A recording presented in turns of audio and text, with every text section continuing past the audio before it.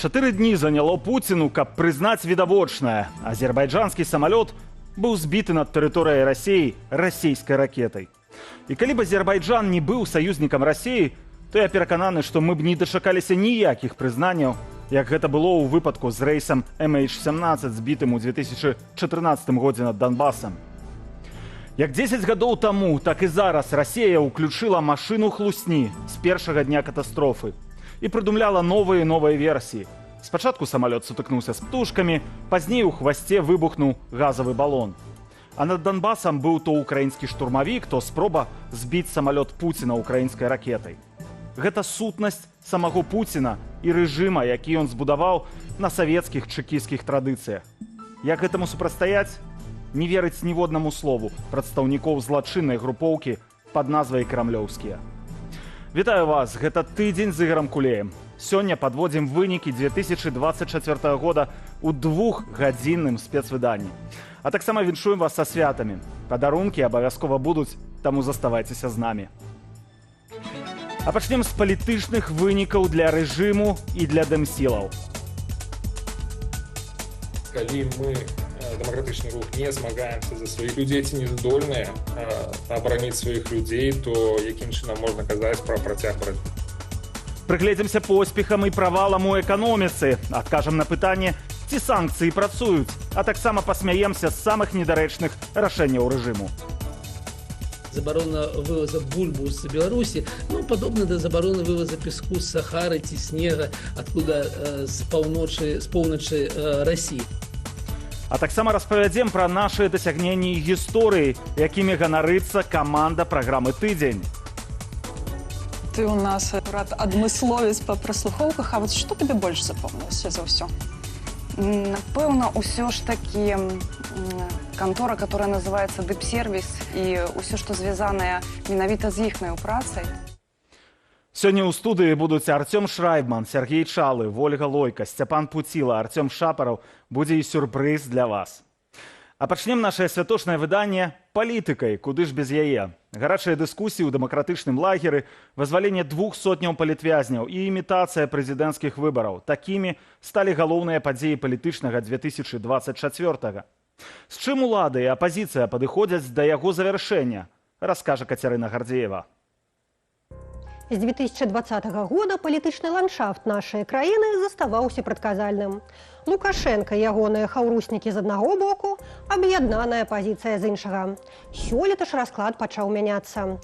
У дэмакратычных колах гучныя дыскусіі наконт падыходаў і стратэгіяў. У самой жа Беларусі пануе гучная перадвыбарчая цішыня. З чым абодва лагеры завяршаюць 2024 год. Сёлета Лукашенко ўзяўся за спраўджаны інструмент – гандаль людзьмі. У ліпні праз так званае памілванне на свабоду выйшаў Рыка Крыгер, грамадзянін Нямецчыны, раней асуджаны беларускім судом да расстрэлу. Убачылі волю раней да заканчэння тэрміну і некаторыя беларускія палідзняволеныя. З чэрвеня паводле лукашэнкаўскіх указаў на свабоду выйшлі 227 чалавек. Мы ўжо схіляемся да таго, каб не назваць гэта прямо памілаваннем, бо памілаванне гэта значыць, што чалавека памілавалі, адпусцілі, ён можа жыць далей сваё жыццё. Але ў Беларусі гэта не так. Чалавек застаецца ў закладніках, яго сям'я застаецца ў закладніках, ён мусіць там справаздачыцца, ён мусіць супрацоўнічаць. На тое, каб і астатнія закладнікі рэжыму хутчэй апынуліся ў дома, працуе аб'яднаная апазіцыя. Праўда, дыскусіяў пра эфектыўнасць іхных намаганняў цягам года паболела. Адсутнасць прагрэсу ў вызваленні палітычных зняволеных таксама адабрала вельмі шмат энергіі у дэмакратычнага руху, адабрала некую надзею на тое, што мы можам дамагацца свайго выніку. Гэта таксама ўплывае на людзей у Беларусі, калі яны разумеюць, што калі мы, дэмакратычны рух, не змагаемся за сваіх людзей, ці не здольныя абараніць сваіх людзей, то якім чынам можна казаць пра працяг барацьбы. Гэтак, паводле звестак дысідэнт BY, нягледзячы на працу дэмакратычнага руху, сёлета колькасць асуджаных паводле крымінальных палітычных артыкулаў амаль у 8 разоў перавысіла колькасць вызваленых праз так званае памілванне. На сённяшні дзень складана ацэніць, наколькі моцны ўплыў увогуле маюць прадстаўнікі дэмакратычных сілаў на тыя працэсы, які адбываюцца ўнутры краіны. Але абсалютна дакладна зразумела, што фактар санкцый працуе. Зразумела, што гэта недаатрыманая выгада з боку лукашэнкаўскага рэжыма, і ён імкнецца зрабіць усё, каб іх скасаваць. Напярэдадні прэзідэнцкіх выбараў 26 студзеня рэжым спрабуе стварыць ілюзію, калі не дэмакратычных выбараў, то, прынамсі, наяўнасць альтэрнатывы. Дзеля гэтага ў бюлетэні, акрамя самога Лукашэнкі, знайшлося месца яшчэ для 4 спойлераў. Гэта незвычайная кампанія, такой ніколі яшчэ не было. Калі нават, ну, скажем, адбываецца поўная імітацыя нейкай канкурэнтнасці, імітацыя выбараў. Калі сапраўды нават праўладныя кандыдаты, яны кажуць, што мы ідзем толькі для таго, каб падтрымаць Лукашэнку. Ці не абраць новага лідара і апазіцыі? Такая дыскусія вядзецца ў лагеры дымсілаў. У жніўні падчас канферэнцыі «Новая Беларусь» дамовіліся захаваць мандат Святланы Ціханаўскай на нявызначаны тэрмін. Цяпер жа гэтая ідэя выклікае рознагалоссі. Тая камбінацыя, якая існавала на працягу 4 гадоў з лішнім, яна паказала і свае моцныя бакі, але паказала свае сістэмныя хібы. Зноў жа, калі рашэнні прымаюцца такім чынам, што іх нельга памяняць, што ёсць перакосы, якія не заўважаюцца, ці крытыка на свой адрас адкідаецца, ну, трэба ставіць пытанне. Спадар Кавалеўскі пакінуў пасаду прадстаўніка Ціханаўскага ў замежных справах у чэрвені, маўляў, праз перакос працы апошняй у бок міжнароднай палітыкі. Цягам года кабінет лідаркі страціў яшчэ 3 міністраў. Прадстаўніка ў нацыянальнай абароне Валерыя Сахашчыка, прадстаўніцу ў сацыяльнай палітыцы Вольгу Гарбунову і прадстаўніцу ў справе культурнага адраджэння Аліну Коўшык. Апошняя пасада пакуль застаецца без паўнавартаснай замены. Гэта добра і нармальна, калі ёсць канкурэнцыя ідэяў. Не мусіць у дэмакратычным лагеры людзі хадзіць строем як у войску. Мусіць быць канкурэнцыя. А галоўнае, каб была канкурэнцыя акурат ідэяў, стратэгій, нейкіх сапраўды інтэлектуальна розных падыходаў. Без гучных сыходаў не абышлося і ў каардынацыйнай радзе. Праз 3 месяцы пасля выбараў прадстаўнічы орган пакінула лідарка фракцыі «Нашая справа» Роза Турарбекова. Выбары ў Каардынацыйную раду вельмі важная падзея, якую я таксама вельмі падтрымліваў і вельмі шчыраваў за тое, каб Каардынацыйная рада стала сапраўды прадстаўнічым органам. Замест таго, каб стаць уплывовым гульцом у гэтай палітычным ландшафце, ўсё ж такі сталі больш падпарадкаванымі пазіцыі, інтарэсам палітычных структур. Былі ў 2024 і дасягненні, прычым па абодва бакі палітычных барыкадаў. Лукашенко спрабаваў вырвацца з міжнароднай изаляцыі, завітаў на самміт Берксы-Шос і нават дамовіўся пра адкрыццё новай беларускай амбасады ў Ватыкане. Прадстаўнікоў жа дэмакратычных сілаў прымалі ў Еўрапарламенце, на самміце АБСЕ, паседжаннях Генасамблеі ААН ды шэрагу іншых падзеях вышэйшага ўзроўню. Часам дыскусіі беларускай апазіцыі перарастаюць у вострыя спрэчкі. Патрабаваць новых санкцыяў ці заклікаць зняць старыя дзеля вызвалення палітвязняў. Ёсць і звады наконт размеркавання фінансавага падтрымання. Аднак пры гэтым дэмакратычны рух застаецца збольшага аб'яднаным агульнаю мэтаю – стварэнне лепшай незалежнай будучыні для нашай краіны. Кацярына Гардзеева, Белсат. Ну і першы раз за 8 гадоў я магу гэта сказаць на тэлеканале Белсат. Арцём Шрайбман. Добрый вечар і дзякую, што перад святамі завітаў да нас у гэтую студыю. Вельмі рада. Паразмаўляем у першую чаргу пра тое, што нас хвалявала найболей, беларусаў, што хвалявала найболей у 2024 годзе. Але я сёння буду адно і тое ж пытанне задаваць усім, хто завітае ў гэтую студыю. Гэта галоўная падзея для прадстаўнікоў рэжыма і галоўная падзея для рэжыма і галоўная падзея для апазіцыі, для дэмакратычных сілаў. Калі б табе трэба было ацэньваць, вось які б ты назваў 2 такія падзеі? Так, ну для дэмакратычнай супольнасці я б нават не звужаў гэта да апазіцыі. Гэта вызваленне больш за 200 палітвязняў, зараз ужо амаль 230 чалавек. І гэта, па-першае, проста добрая навіна, шчаслівая навіна для сямей, для гэтых саміх людзей, але і падзея, якая ставіць пэўную колькасць дылемаў перад дымсіламі. Мы бачым гарачыя спрэчкі наконт, як вызваляць палітвязняў, што трэба рабіць, можам пра гэта потым паразмаўляць. Вось, з боку рэжыма цяжка вылучыць нешта такое адно ў гэтым годзе, але калі настойваеш, то я б сказаў, што гэта абкатка новай электаральнай практыкі. Былі 2 электаральныя кампаніі у пачатку года і вось напрыканцы года, і рэжым для сябе зразумеў, што ён можа ў новай такой туркменска-паўночна-карэйскай рэчаіснасці праводзіць электаральныя кампаніі. Я думаю, што ў Лукашэнкі было шмат нервознасці на гэтую тэму. Ён нават казаў, што дарма пакінулі наўпроставыя выбары прэзідэнта ў Канстытуцыі. Я думаю, што для іх гэта даволі важная такая падзея, якая дае зразумець, што так, сітуацыя унутрыпалітычная пад некім новым кантролем, так, пад новым прэсам, і мы яе трымаем. Але калі ты кажаш у туркменскім такім сцэнары, гэта што азначае? Гэта азначае, гэта банальнасць, але гэта татальная імітацыя. То бок няма прасторы для ніякай нават дэкаратыўнай канкурэнцыі. То бок раней у нас былі прыкметы дэкаратыўнай канкурэнцыі, якая у некаторых выпадках вылівалася ў некантраляваныя падзеі, так, і ў 6-м, і ў 10-м годзе, і ў 20-м годзе, натуральна, так, то бок была гэтая прастора, быў гэты як кісень для палітыкі, так, то бок і маглі палітыкі дэмакратычныя нават у вельмі абмежаваных і ў вельмі кантраляваных абставінах, па-першае, свабодна размаўляць, адносна свабодна размаўляць, прынамсі, некалькі тыдняў са сваімі выбарцамі, але і потым навязваць свае сцэнары ў дзень выбараў на вуліцах, так.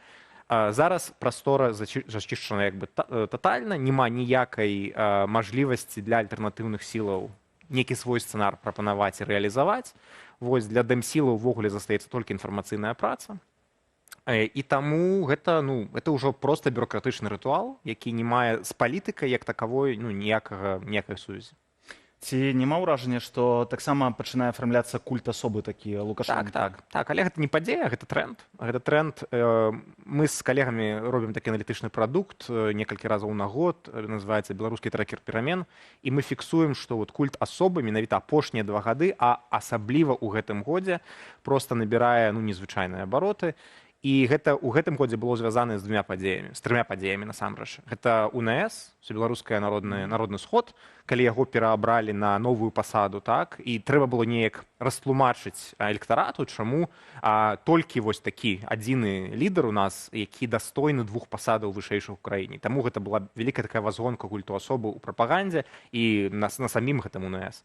Другое, гэта было 30годдзе лукашэнкаўскага праўлення улетку, і там проста прапаганда ашалела. Так, там былі фільмы, цыклы прапагандысцкіх перадачаў пра Лукашэнка, малітвы пра Лукашэнка, так, прапанавалі проста зборнікі ягоных твораў, я не ведаю, што ён пісаў, напэўна, ягоныя прамовы выдаваць, так, гэта сур'ёзныя былі абмеркаванні на дзяржаўным тэлебачанні. І трэцяя нагода, гэта натуральна выбары. То бок такі праз увесь год прайшла вельмі такая незвычайная для беларускага рэжыму культывацыя менавіта асобы, ягоных сакральных якасцяў, ягонай некай місіі гістарычнай для Беларусі і безальтэрнатыўнасці. Ці камфортная для яго гэтая кампанія? Цікавае пытанне. Я думаю, што для яго ўвогуле пасля 20-го года любыя палітычныя кампаніі, яны звязаны з пэўным дыскамфортам, таму што яны яго вяртаюць да ўспамінаў пра 20-й год, яны яго вяртаюць да неабходнасці гуляцца ў ўсё больш і больш відавочную імітацыю. Гэта, калі ты сам нават прызнаеш на камеру, што тваі там спойлеры ці нават не спойлеры, а кандыдаты прайшлі на выбары, каб цябе падтрымаць, я не ведаю проста, у якім як бы свеце гэта можа быць прыемна, так? Калі ты проста сам прызнаеш, што ты займаешься гульнёй, рытуалам. Так? Ты думаеш, ён все ж таки адчувае, што гэта імітацыя і іншыя бачаць? Конечно, адчувае. Гэта все адчуваюць, все гэта бачаць, ён гэта адчувае. Мне даецца, там нават кандыдаты, якія зараз проста ўжо кандыдаты гэтыя, так, яны кажуць, што мы пайшлі, каб падтрымаць. Большая з іх гэта кажа, так. Некаторыя з іх дэманстратыўна падпісваліся за Лукашэнку і ішлі. Некаторыя з іх Эдукевіч казаў, што людзі, якія падпісваліся за мяне, сказалі мне, што будуць галасаваць за Лукашэнку. Я сам ужо гатовы яго павіншаваць, так. Таму, пра што мы тут кажам? Наконт камфорта гэта складанае пытанне, мы не можам залезці да яго ў галаву, але я думаю, што яму важна разумець, што новая схема падбудавання такой унутранай палітыкі, а гэта татальная зачыстка, як мы разумеем, яна у пэўным сэнсе працуе, так. Яна не прыводзіць да нейкіх турбуленцый, так, і гэта для яго важны пазітыўны вынік гэтага года. Мне здаецца таксама, это маё ўражанне асабістае, што у гэтым годзе у Александра Лукашэнкі атрымалася крышачку, магчыма, прарваць такую ізаляцыю міжнародную. Было значна больш удзелу ў розных міжнародных падзеях, ШАС, БРИКС, паездкі і сустрэчы ў розных краінах. Ён быў у Афрыцы, быў на Блізкім Усходзе. Ці сапраўды ўдаецца яму вось гэтую блакаду прарваць, у якой ён апынуўся з 20-го года? Толькі калі мы размаўляем пра такі вось сімвалічны ўзровень паездак, я тут больш скептычны, чым ты, напэўна, таму што, глядзі, яго не ўзялі ў БРИКС. Ён намагаўся, яму далі, яму і некаторым іншым краінам прыдумалі спецыяльна нічога не, як бы, не важны статус, такі партнёр, так. Яго ўзялі ў ШАС, сапраўды, ў Шанхайскую арганізацыю супрацоўніцтва. Гэта, напэўна, важна для яго, каб будаваць адносіны з Кітаем, але гэта не прыводзіць да ніякіх торговых, гандлёвых і эканамічных поспехаў, так. Гандль з Кітаем стагнуе з-за таго, што цэны на калій падаюць, так. Тое ж самае з іншымі краінамі. Паўсюль, куды ён ездзіць, там Аман, Манголія, іншыя краіны, Афрыка, так. З усёй Афрыкай, мне здаецца, гандаль у нас такі ж, як з Літвой ці менш, так. То бок гэта не прыводзіць да тых мэтаў, якія там выкананне тых мэтаў, задач, якія ён сам ставіць у раду, ён сам гэта прызнае. Таму гэта такія ваяжы, так. Наконт міжнародкі, ягоная самая заўважная знешнепалітычная ініцыятыва гэтага году это вызваленне палітвязня. 8 хваляў, гэта натуральны сігнал, натуральна палітычны сігнал. Я не бачу нікаго іншага, каму ён можа быць адрасаваны, як не захаду. І мы бачым, што гэта не спрацавала. Мы бачым, што захад не адклікаецца, што нават няма зацікаўленасці ў дыялогу, не тое ж там весці на саступкі. Дакладна гэта з захаду сігнал. Сёлета летам у нас была адна з працоўных сустрэчаў, на якой ты маляваў сцэнары таго, як могуць развівацца падзеі далей. І адзін са сцэнароў вельмі цікавы быў, што рэжым Александра Лукашэнкі перагортвае старонку, пачынае жыць ужо новай рэальнасцю, а захад не перагортвае старонку і застаецца разам з дэмакратычнымі сіламі Беларусі ў 2020 годзе. Ці вось не адбываецца менавіта гэта? Ну, часткова, але перагортвання пакуль няма, так. Гэтыя кропкавыя вызваленні палітвязняў, як мы ведаем, не суправаджаюцца прыпыненнем рэпрэсій. Наадварот, перад выбарамі мы бачым нейкі такі, новы пад'ём рэпрэсій. Але тут варта сказаць, што я не думаю, што і гэты працэс ён будзе бясконцым, так. Калі Лукашенка там пасля, напэўна, некага заходу на перамовы па расійска-украінскай вайне вырашыць, што ніякіх шансаў перагарнуць старонку з захадам няма, то мне здаецца, гэтае вызваленне палітвязняў, калі захад не будзе рэагаваць ніяк, яны, на жаль, могуць скончыцца. Вось, таму што ніякай іншай прычыны гэта рабіць у Лукашэнкі проста няма. Я ў гуманізм, прабач, паверыць тут не магу. Можа, не гуманізм, можа, перад выбарамі яму патрэбна той частцы грамадства, якая ў 2020 годзе не падтрымала яго. Я думаў пра гэта, але не пераконвае мяне гэтая матывацыя, таму што вельмі, ведаеш, вузкі сегмент электарата пра гэта хвалюецца, які яшчэ, як бы, Лукашенка можа да якога дацягнуцца. То бок, людзі, якія ведаюць і памятаюць пра палітвязняў. Гэта даволі заражаныя, такія палітычна матываваныя апаненты Лукашенка, хутчэй за ўсё. І гэтыя людзі не перадагарнуць старонку. І яны для яго ён іх не заваюе назад, вызваліўшы толькі там, не ведаю, 10% палітвязняў, так? Калі ён працягвае рэпрэсіі, так? А ўсім астатнім людзям у грамадстве і таксама так званым я бацькам і так званым нейтралам, яны пра гэта альбо забыліся, альбо яны наадварот могуць да гэтага ставіцца з пэўным, падазрона, так? Я вось чуў камуніст, адзін з кандыдатаў так, у прэзідэнты, так бы мовіць, лідар камуністычнай партыі Зранкоў сказаў, што трэба асцярожна вызваляць гэтых экстрэмістаў. Не варта, не варта. У мяне яшчэ одно пытанне, але коротка, і перайдзем да дэмсілаў.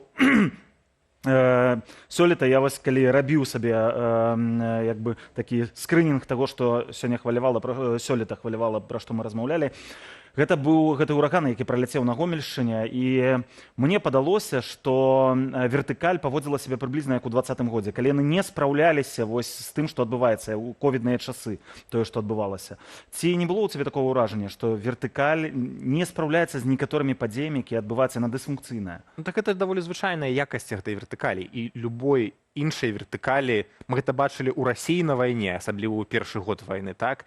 Калі у вас няма алгарытмаў працы, самастойнай аўтаномнай працы ў незвычайнай сітуацыі, все разгубліваюцца, усе не могуць прыняць рашэнне, таму што кошт некай памылкі ці таго, што начальства палічыць памылкай, кошт, я маю на ўвазе палітычны кошт для кожнага там чыноўніка і адміністрацыйны кошт, ён вышэй, чым магчымыя там наступствы ад таго, што ты зробіш нешта правільнае. То проста стымулы так накіраваны на тое, каб людзі чакалі прыказу і перастрахоўваліся загаду, так? І загад не прыйшоў, і вертыкаль паралізаваны. Мы гэта бачылі ў 2020 годзе і па ковіду, і па сітуацыі з вадой, так, у Мінску, так, і, ну, і з выбарамі, натуральна.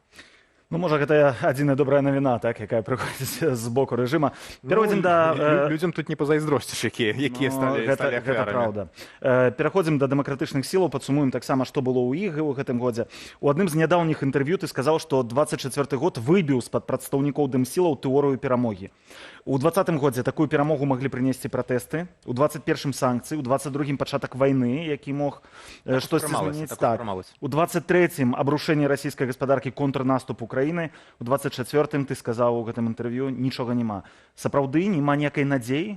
Не, надзея ёсць заўсёды, просто надзеі зараз, мне здаецца, у разважлівых людзей надзеі зараз, напэўна, доўгатэрміновыя, так? Але я кажаў пра больш такую вузкую праблему, што дэмакратычныя сілы заўсёды мелі некае бачанне перамогі, так? Вось мы прыйдзем да перамогі праз гэта. Альбо праз нашы дзеянні, праз дзеянні людзей, праз дзеянні санкцый, праз дзеянні Украіны, праз дзеянні калапс расійскага рэжыму. Зараз ўсё больш відавочна становіцца, што ўсё гэта не пытанне бліжэйшага часу, так? І гэта натуральна ставіць іх проста ў сітуацыю такой разгубленасці канцэптуальнай, таму што не зразумела, што рабіць у сітуацыі, калі мала таго, што ад цябе не шмат што залежыць, так яшчэ не зразумела, па якім сцэнары вяртання-то адбудзецца, так?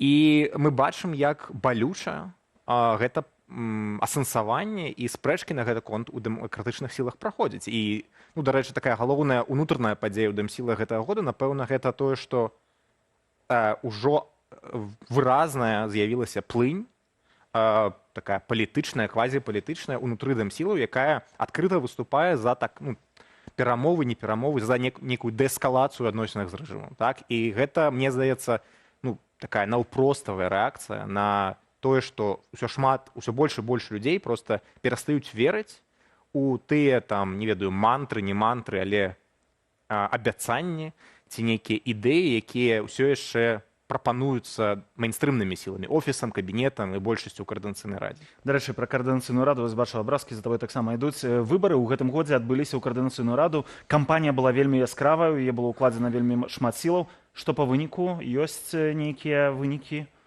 Гэта карысны для ўсіх, мне здаецца, карысны такі эксперымент, то, што называецца рэаліці-чэк, зверка з рэчаіснасцю, таму што мы пабачылі рэальны патэнцыял. Калі на выбарах, на якіх самага пачатку ніхто не ставіў мэтай прыцягваць людзей знутры Беларусі, так? То бок гэта было мэтанакіравана на дыяспору. У дыяспору у нас некалькі сотняў тысяч чалавек, а нават калі з іх дарослых, не ведаю, 200 тысяч, так? Галасуе 6 з нечым тысяч чалавек. Амаль 3%, мне здаецца. Вось тыя самыя метафарычныя. І гэта праблема, таму што гэта таксама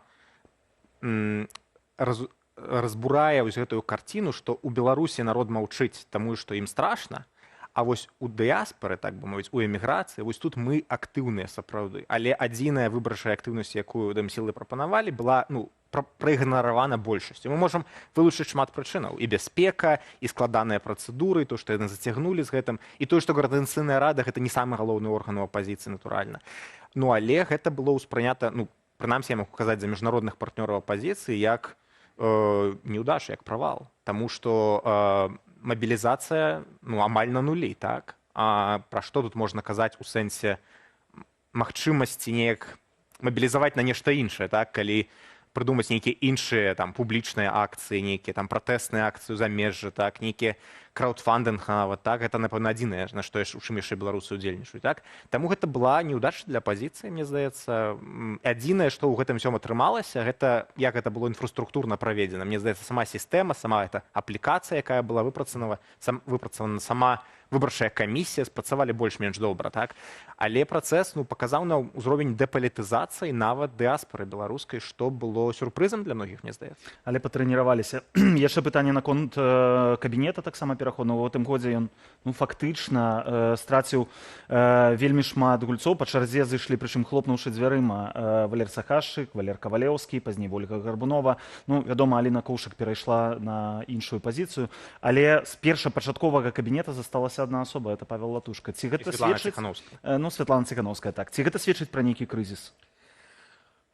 Крызіс персанальны крызіс кадравы, так бы мовіць, яго ніхто не адмаўляе нават у сілах. Як бы трэба тут справядлівымі быць. Яны самі кажуць, што гэта вялікая праблема. Прыцягваць новых людзей гэта цяжка. Калі на гэта ты не будзеш атрымоўваць там, не ведаю, стабільных перспектываў і нават, напэўна, заробку, але ты дакладна атрымаеш дома і вопшукі, і ціск на сваякоў, магчыма, нават на сяброў. І ну, гэта непрыемна, і таму людзей, якія і ўсё яшчэ ідэалагічна на гэта як бы так гатовыя, зацікаўленых, проста цяжка знайсці, каб яны яшчэ былі кампетэнтнымі, так, і паважанымі ўсёй супольнасцю, так. Таму гэта я не тое, што гатовы тут абвінавачваць кагосьці ў гэтай сітуацыі. Кабінет і ўвогуле нейкі кадравы патэнцыял дэмакратычных сілаў гэта адлюстраванне рэчаіснасці, адлюстраванне стану грамадства. Гэта не заўсёды іх віна. І я яшчэ што хацеў бы дадаць, што ў выніку ўсіх гэтых як бы адколаў, сыходаў, ну, трэба заўважыць, што дэмакратычныя сілы вось унутры гэтай трохступеньчатай структуры, Координацыйная рада, кабінет і офіс сталі больш маналітнымі, так, ідэйна маналітнымі. Гэта добра ці кепска? Для іх, мне здаецца, гэта зручна, так, яны размаўляюць з мірам, прынамсі, аднім голасам, так, Латушка і Ціхановская, мне здаецца, зараз знаходзяцца у найлепшых адносінах за годы свайго палітычнага існавання. А для нас, прыхільнікаў пераменаў? Але мне здаецца, для супольнасці ў цэлым гэта натуральна пэўная такая, ну, калі мы не будзем казаць там груба, што яны бранзавеюць, але натуральна альтэрнатыўных галасоў у кабінеце зараз няма. У Координацыйнай радзе яны маргіналізаваны. Так, натуральна, у офісе гэта проста выканаўчая структура. І таму мы тут бачым, што альтэрнатыўныя галасы неяк кансалідуюцца ўжо па-за межамі структур апазіцыі. Мы бачым турнэ Кавалеўскага, Гарбуновай і Хоміч, мы бачым альтэрнатыўныя выступы, так бы мовіць, у Еўрапарламенце на канферэнцыі, актыўнасць Андрэя Егорова і іншых, але і сваякоў палітвязняў.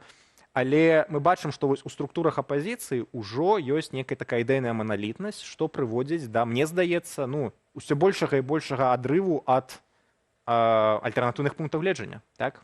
Таму што калі мы будзем рухацца далей вось па гэтым шляху, так, можа казацца так, што большасць нават беларускай прадэмакратычнай грамады, так бы мовіць, знаходзіцца на больш такіх узважаных, памяркоўных пазіцыях, чым палітычнае прадстаўніцтва. Таму што апытанні, нават народныя апытанні, якія праводзяцца, гэта двукосці беру, сярод пратэсна настроеных людзей, так, сярод дэмакратычна настроеных беларусаў. Яны паказваюць, што па пытанні санкцый, па пытаннях нейкіх іншых, якія зараз з'яўляюцца галоўнымі для апазіцыі, ніякага кансэнсусу няма. І гэтыя пазіцыі не заўсёды карыстаюцца абсалютнай большасцю падтрымкі, так? І таму, чым далей сыходзіць такое безальтэрнатыўнае ідэйнае існаванне, тым большыя рызыкі, што ну, сувязь будзе губляцца не толькі там з людзьмі ў Беларусі, але і з большасцю сённяшніх прыхільнікаў. У меня апошняе пытанне, вельмі кароткае і кароткі вельмі адказ, калі можна. Зараз зменіцца адміністрацыя ў Вашынгтоне, беларускія дэмсілы вельмі моцна абапіраюцца, гэта не сакрэт, на партнёраў, так, на захадзе. Ці Дональд Трамп гэта добрая навіна для беларускіх дэмсілаў, ці не добрая? Калі можна ў 30 секундаў укласці. 30 секундаў. На двухбаковым накірунку я тут не бачу асаблівых вялікіх рызыкаў, толькі калі гэтая адміністрацыя не вельмі моцна парэжа ўвогуле ўсю міжнародную дапамогу. Таму што чалавек, якога будуць прызначаюць на пасаду кіраўніка дзярждэпу, і ўвогуле тыя людзі, якія займаюцца нашым рэгіёнам у дзярждэпартаменце, не павінны змяніцца. Так? А тое, што тычыцца міжнароднай актыўнасці Трампа, і тое, што ён можа прынесці ў гэты рэгіён, ну гэта выклік. Гэта рызыка таму, што натуральна, што гэтая адміністрацыя куды менш пераймаецца і правамі чалавека, і падтрымкай Украіны, так, чым мінулая адміністрацыя, і куды больш схільная да перамоваў, кампрамісаў з такімі рэжымамі, як рэжым Пуціна.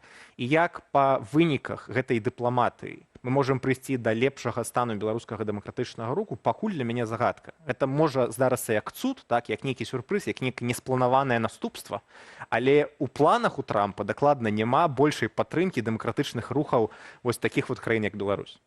Дзякуй вялікі, Арцём, за тое, што завітаў да нас і падзяліўся сваёй экспертызай са мной з нашымі гледачамі. Віншую з надыходзячымі святамі, з Новым годам. І таксама гледачоў таксама. Вялікі дзякуй. А мы працягваем. Нягледзячы на зімовыя святы і турыстычны ажыятаж, 5 авіякампаніяў, Fly Dubai, Азал, Turkmenistan Airlines, а таксама ізраільская El Al і казахстанская Quasar Air адмянілі больш за 100 рэйсаў у Расею пасля катастрофы, што здарылася з самалётам азербайджанскіх авіяліняў. А вось наш айчынны перавознік Белавія працягвае лётаць у расійскім кірунку. Рэйсы ажыццяўляюцца ў гарады, куды акурат скасавалі або абмежавалі палёты замежнай авіякампаніі. Больш навінаў за 100 секундаў. 20 палітвязняў маюць выйсці на волю паводле указу за подпісам Лукашэнкі. Прозвішчаў не называюць. Вядома, што сярод іх 11 жанчын, 14 маюць хранічныя хваробы, 10 маюць дзяцей. Адна з жанчын маці 4 дзетак. Сёлета на падставе так званага памілавання ўжо выйшлі 227 асобаў, асуджаных з палітычных матываў. Адыёзнага праваслаўнага святара з Вурша, які вывозіў дзяцей на расійскія вайсковыя зборы, верагодна вінаваціць у вырабе і распаўсюдзе парнаграфічных матэрыялаў. Ініцыятыва «Хрысціянская візія» заўважала ў раскладзе Аршанскага раённага суда паседжанне, у якім фігурантам значыцца поўны цёзка іерэя Олега Плаксіцкага. Цэнтр выбаркам справаздаўся пра заканчэнне фармавання ўчастковых камісій. Усяго іх будзе амаль 5,5 тысячаў з больш чым 56,5 тысяч чальцоў. Ініцыятыва Белпол прааналізавала спіс кіраўнікоў камісіяў. Толькі 3% з іх не працавалі на папярэдніх электаральных кампаніях. Усе яны прайшлі праз правяранне сілавых органаў, з асаблівую увагу спрашчваўся ўдзел у пратэстах 2020 года. Сталі вядомыя прычыны закрыцця моўнай школы «Стрымлайн». Кіраўніка прыватных навучальных курсаў Эдуарда Салюка вінаваціць у незаконным карыстанні падаткавымі льготамі. Нібыта ўладальнік за ўвесь час існавання кампаніі не заплаціў больш як 17 мільёнаў рублёў падаткаў. Цяпер школа ў стане ліквідацыі. Сам Салюк з жонкаю пакінулі Беларусь. На іх былі заведзеныя крымінальныя справы. Сёлета затрымалі больш за 10 тысяч нецвярозых кіроўцаў, 244 з іх паўторна цягам года. Са звестак прэс-службы МУЗ праз п'яных за стырном загінулі 47 асоб, і амаль 200 атрымалі траўмы. У святочны перыяд да 8 студзеня ДАІ узмацняе кантроль на дарогах. Асаблівую увагу нададуць акурат нецвярозым кіроўцам і бяспраўнікам. Ну а зараз паразмаўляем пра фінансы і дабрабыт. Пакупніцкі бум у канцы года нікуды не падзеўся, а значыць, на ласункі для святочнага стала і падарункі для блізкіх грошай знайшліся. Год, з якім развітваемся, быў не найгоршы для занятых у эканоміцы беларусаў. Працадаўцы ўздымалі заробкі, каб прывабіць працаўнікоў на вакантныя месцы ці каб утрымаць тых, што пакідаюць сяло і малыя мястэчкі або пакідаюць Беларусь. Раслі заробкі для сілавікоў і бюджэтнікаў, якім на лета трэба будзе ствараць высокія адсоткі ў чарговым выбарчым фарсе. Тыдзень падводзіць вынікі года, гэтым разам менш лічбаў, але больш высноваў нашых адмыслоўцаў. Сабрала Юлія Цяльпук. Эканамічны вынік года ў кожнага свой, але ўплывалі на яго і агульныя рэчы, напрыклад, цэны, што для ўсіх аднолькавыя. Сёлета быццам выходзім на запланаваную ўрадам і Нацбанкам інфляцыю да 6%. Але стрыманая рэгуляваннем коштаў адкладзеная інфляцыя, як тая змяя, перапаўзе ў наступны год. Апошнюю захадаю, зробленую дзеля стрымання інфляцыі, стала забарона на вываз бульбы за мяжу. Таму што ў Расіі гэтыя кошты на беларускую бульбу на 50 і на 70% вышэйшыя за беларускай. Гэта магло падцягнуць павыше кошты і ўплываць на інфляцыю перед самымі выбарамі. Таму гэта зроблена наўмысна. У сваёй праграме «Атмасфера» Александр Кнырович звычайна урачыста ўзнагароджвае самыя неадназначныя эканамічныя рашэнні і падзеі года.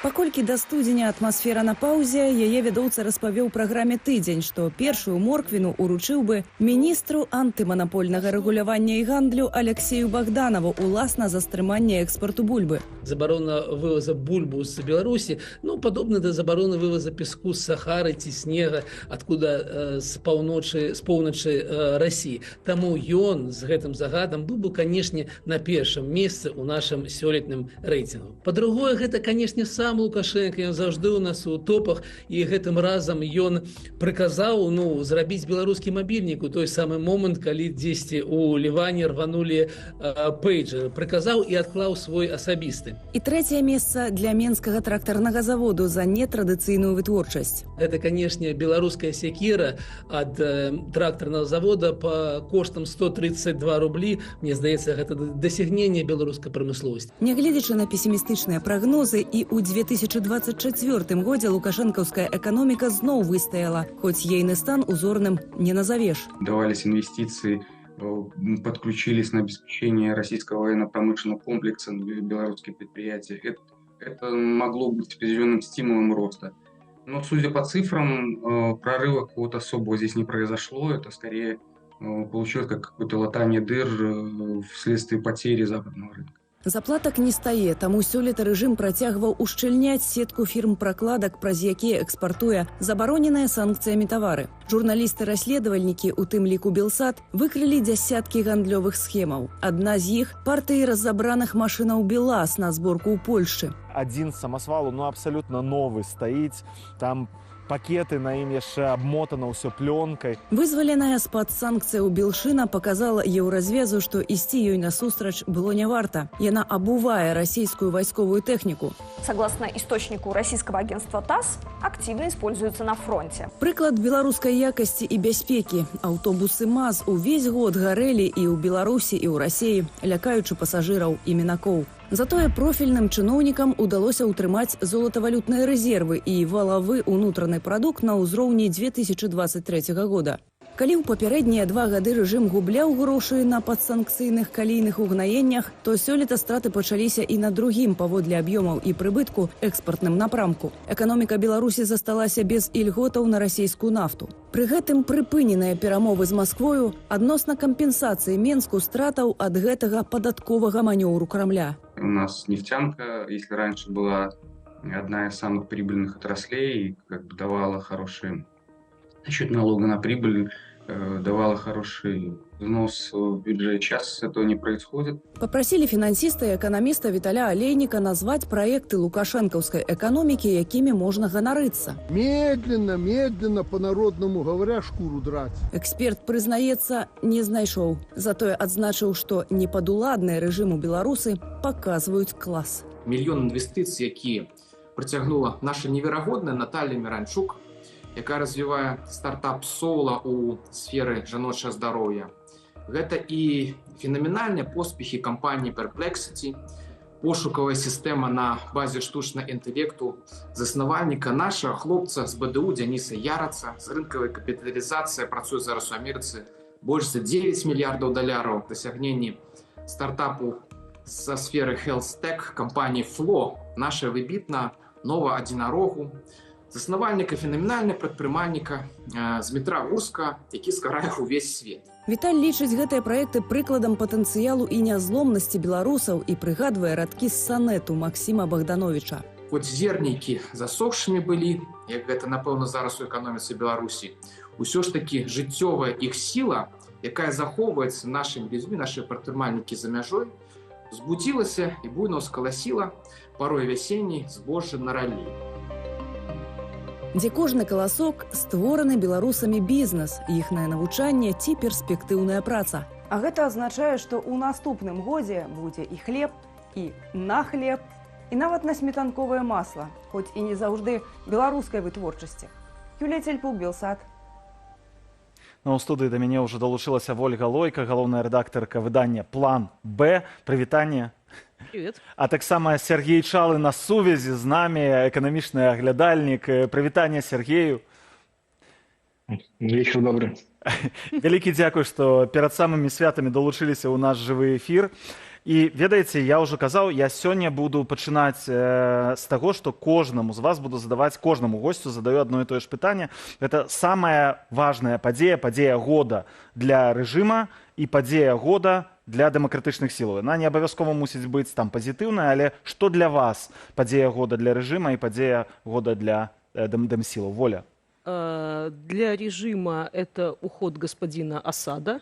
Ну, просто такой звоночек, просто такой сигнал, просто тот знак, который, да, как та крыса, которую уронили соколы, да, это знак. Для нас назову несостоявшееся событие, не прошедший марафон солидарности.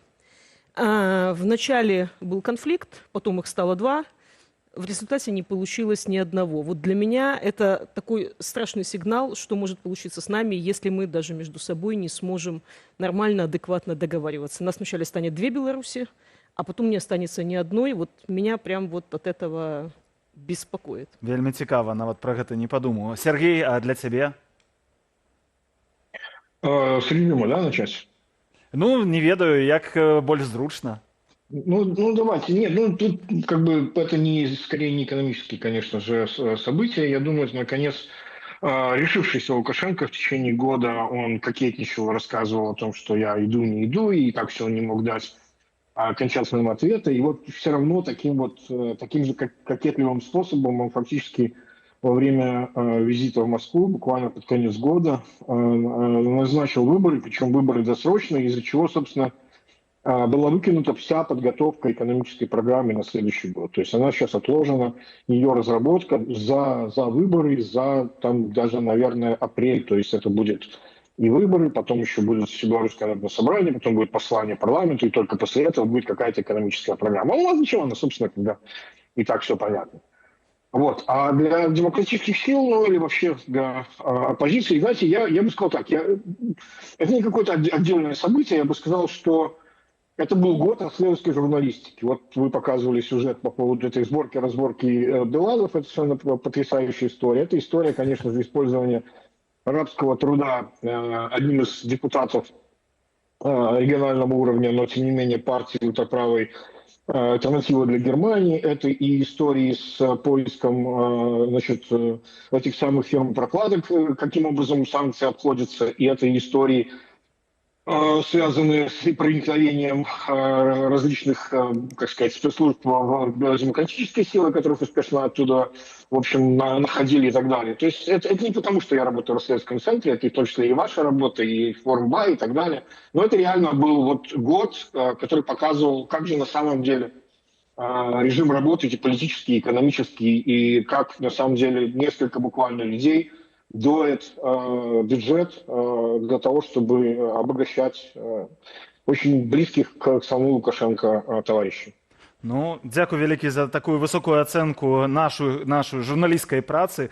Давайте цяпер пра эканоміку з вами будзем размаўляць. Я пачаў, ведаеце, з чаго? З росту беларускай эканомікі ў 4% за гэты год. Не так і кепска, улічваючы, што яна знаходзіцца пад санкцыямі, экспартныя магчымасці у Лукашэнкі, вось як зараз узгадывалі, вельмі абмежаваныя. Там ёсць даклады, якія мы трымалі ў руках і бачылі, якія ў іх праблемы. Банкі не хочуць прымаць плацяжы, ланцужкі паставак парушаныя, лагістыка, вырасла кошт лагістыкі ў 3-4 разы. Вось, то бок праблемаў у іх хапае, пры гэтым яны растуць. Такі вынік у 4%, гэта перамога рэжыму ці не? Сергей, может, почну с тебя.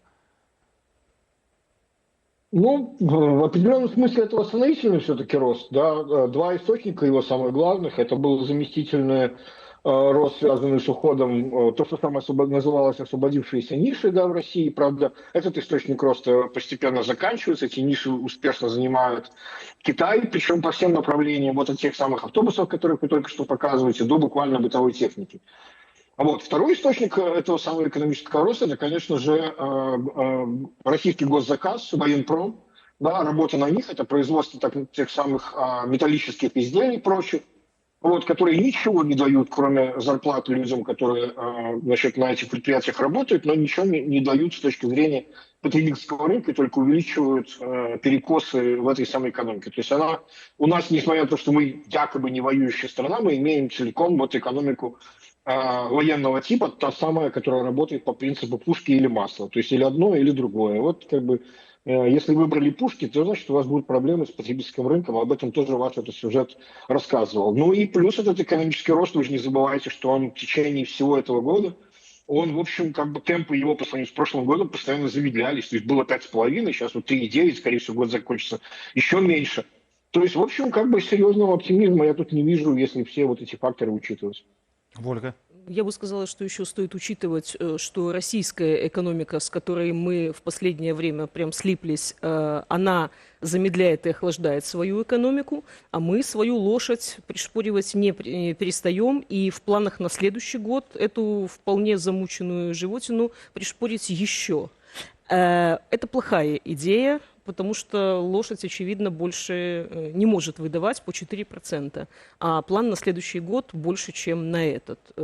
При том, что российская замедляется, и ее сознательно замедляют. На что мы рассчитываем в данном случае, мне сказать крайне сложно. А я вас все ж таки буду прымушаць хваліць рэжым. А давайте паразмаўляем пра Джылі. Калісьці ўсе смяяліся з гэтага завода, з гэтага праекта беларуска-кітайскага. Але паглядзіце, вось абмежаваны зараз доступ заходніх вытворцаў аўтамабільных на расійскі, беларускі рынок. І Джылі, калі мы ўвесь час жартавалі, што яны не могуць там выйсці на 10 тысяч аўтамабіляў у год, а абяцалі 60, то зараз яны там у 3 смены пашуць і ўжо перавысілі гэтыя 60 тысячаў, прадаюць. А BLG, канкрэтна беларуская марка, увайшла ў топ-10 нават самых прадаваемых там у Расіі і абагнала Тойоту па продажах. Вось, Сергей, што ты на гэта думаеш? Пахвалі Лукашенку за візіянерства. Вось прывёз хороший праект у Беларусь. Ну, очевидно, что не будь войны, не будь ухода всех остальных производителей, да, всех тех, которые собирались в Калининграде или где-то еще, да, то, конечно, никакого бы успеха этого BLG и не видать. Но, в общем, действительно надо сказать, что выбор марки, по крайней мере, был неплох. В том смысле, что сейчас очень многие российские автопроизводители пытаются налаживать аналогичную сборку всяких разных других брендов, там в Китае их там несколько десятков, там, под полсотни примерно, да, то есть вот взлетает пока только Джили, да, в этом смысле можно считать, что действительно как бы прозорливое решение было, значит, именно его сборочное это производство устраивать на территории Беларуси. Да, я бы тут тоже была достаточно скептична. В моменте, безусловно, ну, знаете, с автобусами и грузовиками все тоже так начиналось. Сейчас есть в России затоваренные склады, потому что китайские производители немножко переоценили рынок.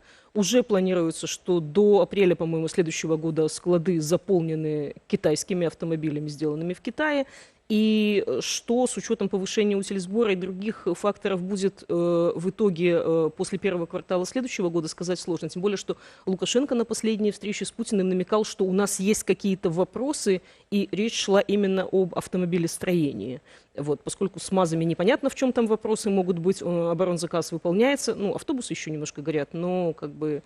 В общем, третий кандидат в эту проблемную зону – это BLG. Поэтому я не удивлюсь, если китайские производители смогут, как в случае с автобусами, грузовиками, холодильниками и многими другими товарами, смогут все-таки подвинуть своих белорусских сородичей. Ну ось, я так, конечно, жартую, што хваліць рэжым, але гэта цікавы быў момант. Таксама наступнае пытанне, яно таксама такое, можна было б і пахваліць. Золатавалютныя рэзервы ўдалося ўтрымаць на ўзроўні, не раз траціць іх, хаця курс долара рос. У мінулыя гады маглі б спакойна гэтыя грошы траціць на штучнае падтрыманне курсу, не трацілі, курс вырас, а золатавалютныя рэзервы захавалі. Гэта добра, кепска, як гэта будзе ўплываць? Можа, Ольга? Ну, для меня это такой здоровый сигнал. Нацбанк же еще должен что-то мочь.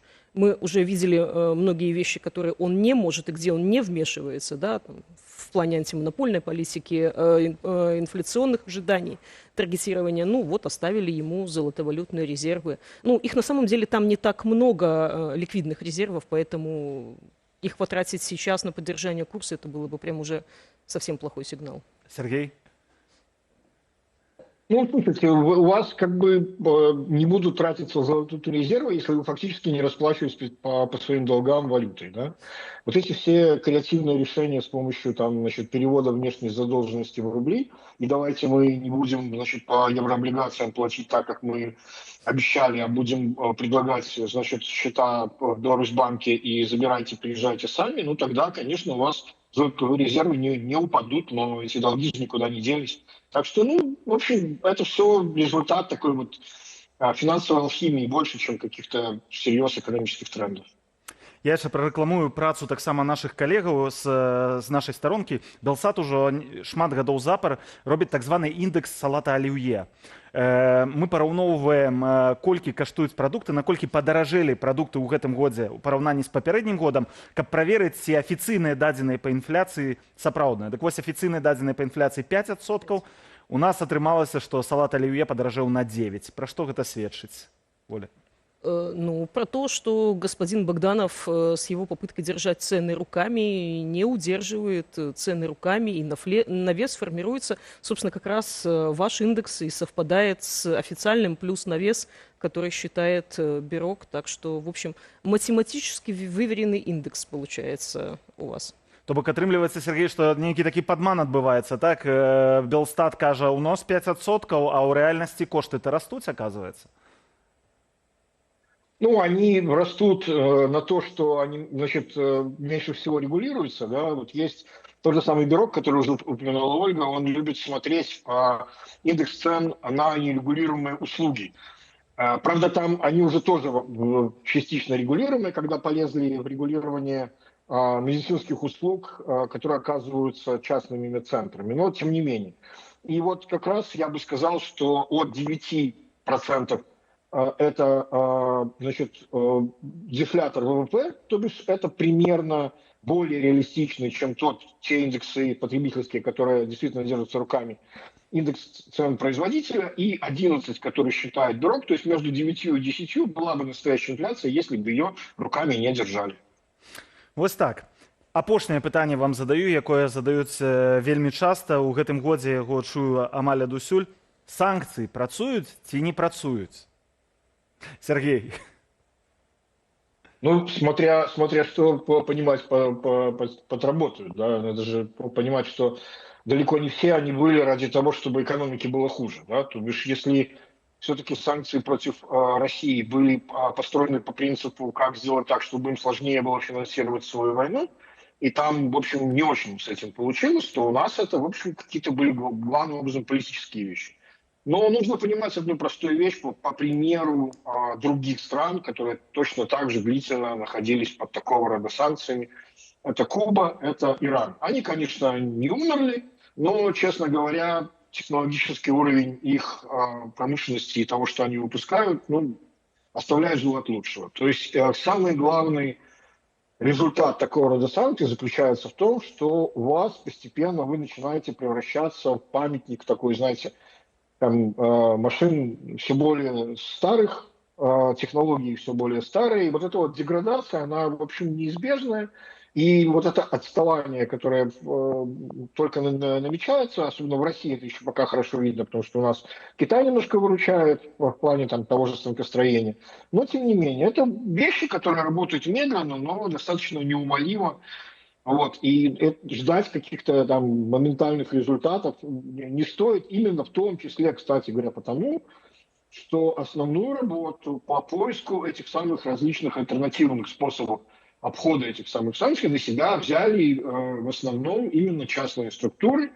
Можно их похвалить, можно их поругать, но, тем не менее, они оказались в этом смысле наиболее разворотливыми. Но, еще раз говорю, основная идея заключается вовсе не в том, чтобы там окончательно, не знаю, там свергнуть режим, подорвать там, значит, благосостояние граждан или властей, или там кошельков режима, или что-то еще. Это больше тактическая задача.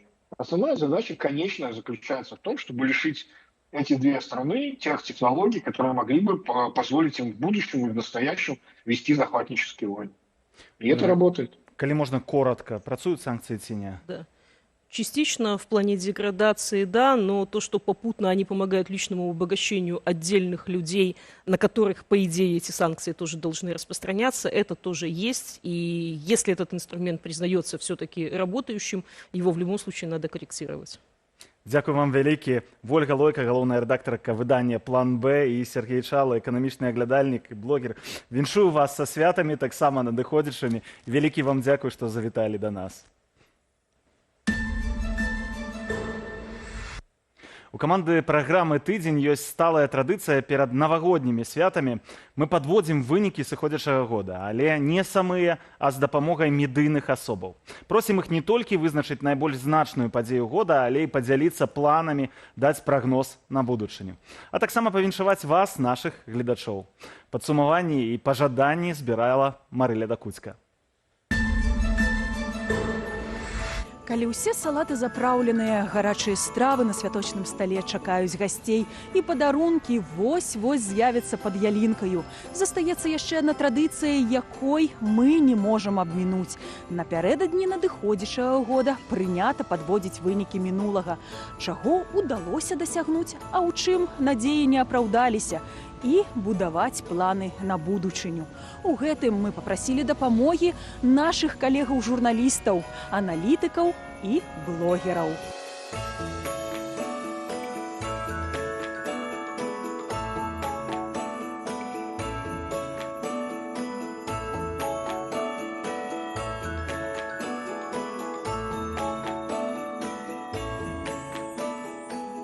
Федя, вельмі рада цябе бачыць.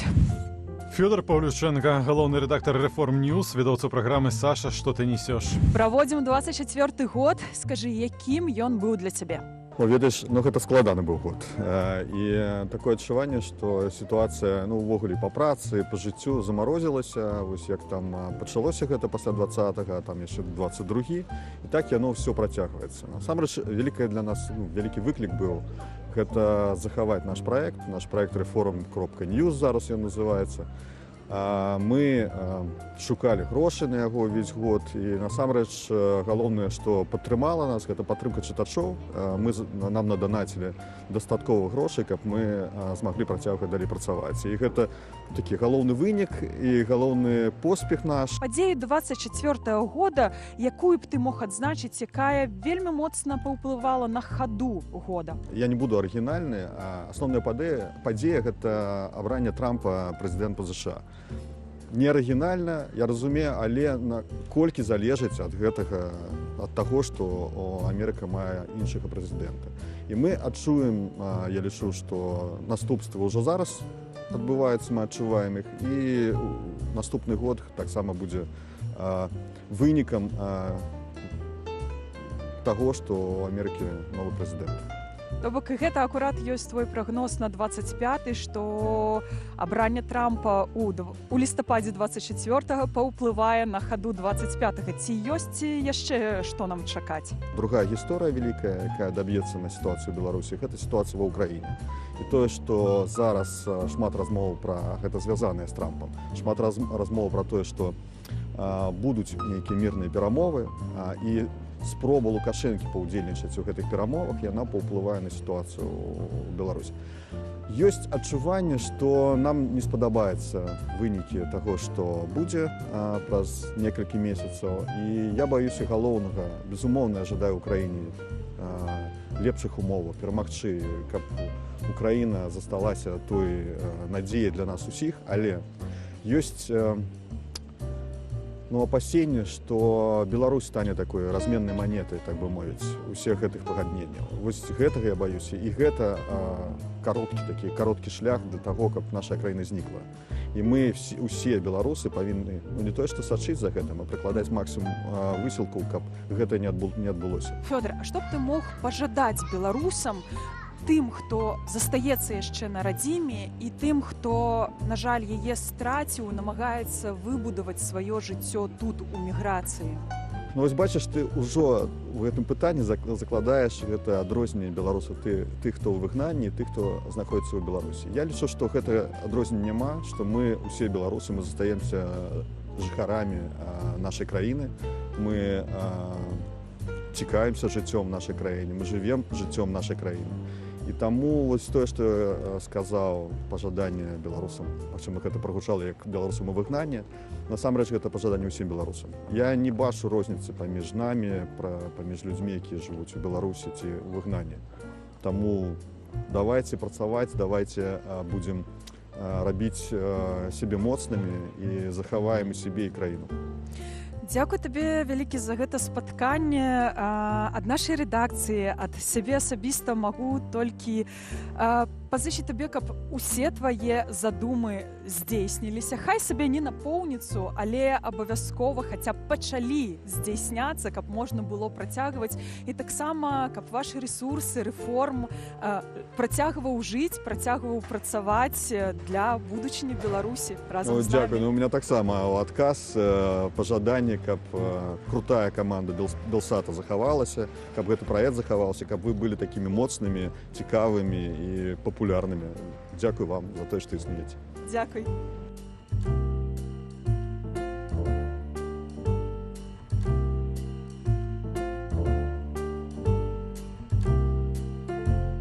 Саша, дзякуй вялікі, што знайшоў час у перадсвяточны такі момант. Александр Івулін, журналіст, блогер, аўтар каналу Чеснок Лайф.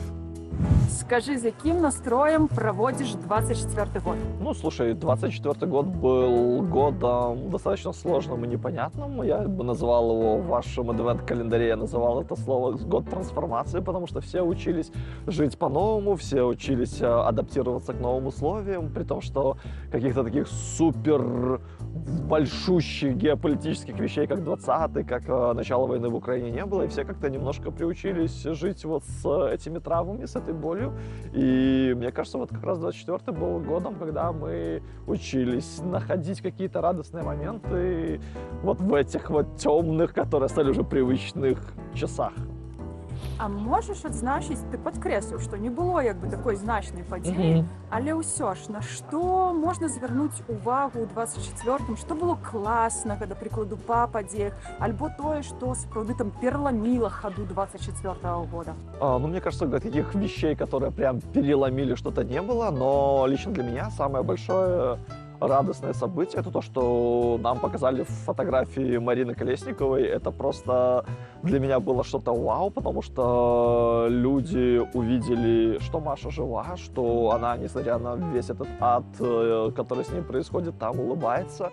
И то, что ей вот наконец-то дали возможность увидеться с отцом. То есть для меня это такое, типа, очень важно. Для меня это очень важная такая и яркая история.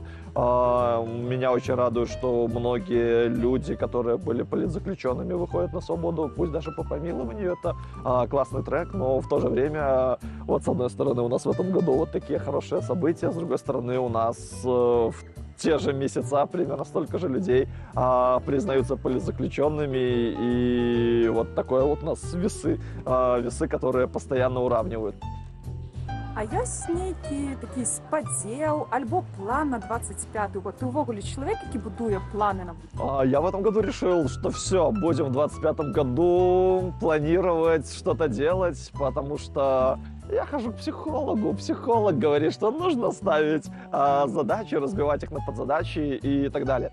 Вот, и мне кажется, что год будет таким, без супер каких-то важных подей, без супер важных каких-то супер историй. Нам будет 100% чему удивиться, нам будет что пообсуждать, и самое главное в 25-м году стараться делать какие-то маленькие шажки, кто где может, кто как может, и двигаться к каким-то личным целям, каким-то общим целям. Короче, получать удовольствие от жизни, насколько это возможно, даже в таких условиях. Могу тебя попросить, каб не абмінаць гэтай традыцыі перадсвяточнай, пажадаць што-нибудь беларусам, каб ім, не ведаю, стала цяплей, стала неяк цікавей, сапраўды з'явіўся гэты інтарэс да жыцця. Ну да, мне кажется, что в этом году, в 25-м, белорусам в первую очередь нужно сохранить себя, где бы они ни были, внутри Беларуси, за пределами Беларуси, потому что и там плохо, и там плохо. И самое главное, сохраните адекватность, пожалуйста, потому что у всех в это время прилично едет кукуха, и очень главное в эту кукуху не отпустить, чтобы все было хорошо, чтобы мы все были адекватными, чтобы мы смотрели на те события, которые нас ждут, ясным, понятным взглядом, и чтобы не было какого-то такого супер-трэша в отношении этих же событий. Поэтому белорусы, белорусские, берегите себя, любите себя, сохраняйте адекватность, все будет хорошо. Файна. Ад нашай рэдакцыі, ад сябе асабіста таксама хочу пажадаць, каб ты як мага больш падарожнічаў і рабіў класныя інтэрв'ю з людзьмі, таму што ты выйшаў за межы толькі спартовага журналіста, і гэта файна. Каб табе сустракаліся класныя героі, ты развіваў як мага мацней, больш упартасці ў развіцці табе твайго ўласнага каналу. Дякую вялікі, все, жыве Беларусь, всех с праздником, идите есть оливьеху и мандарины. Все, пока. Спасибо тебе.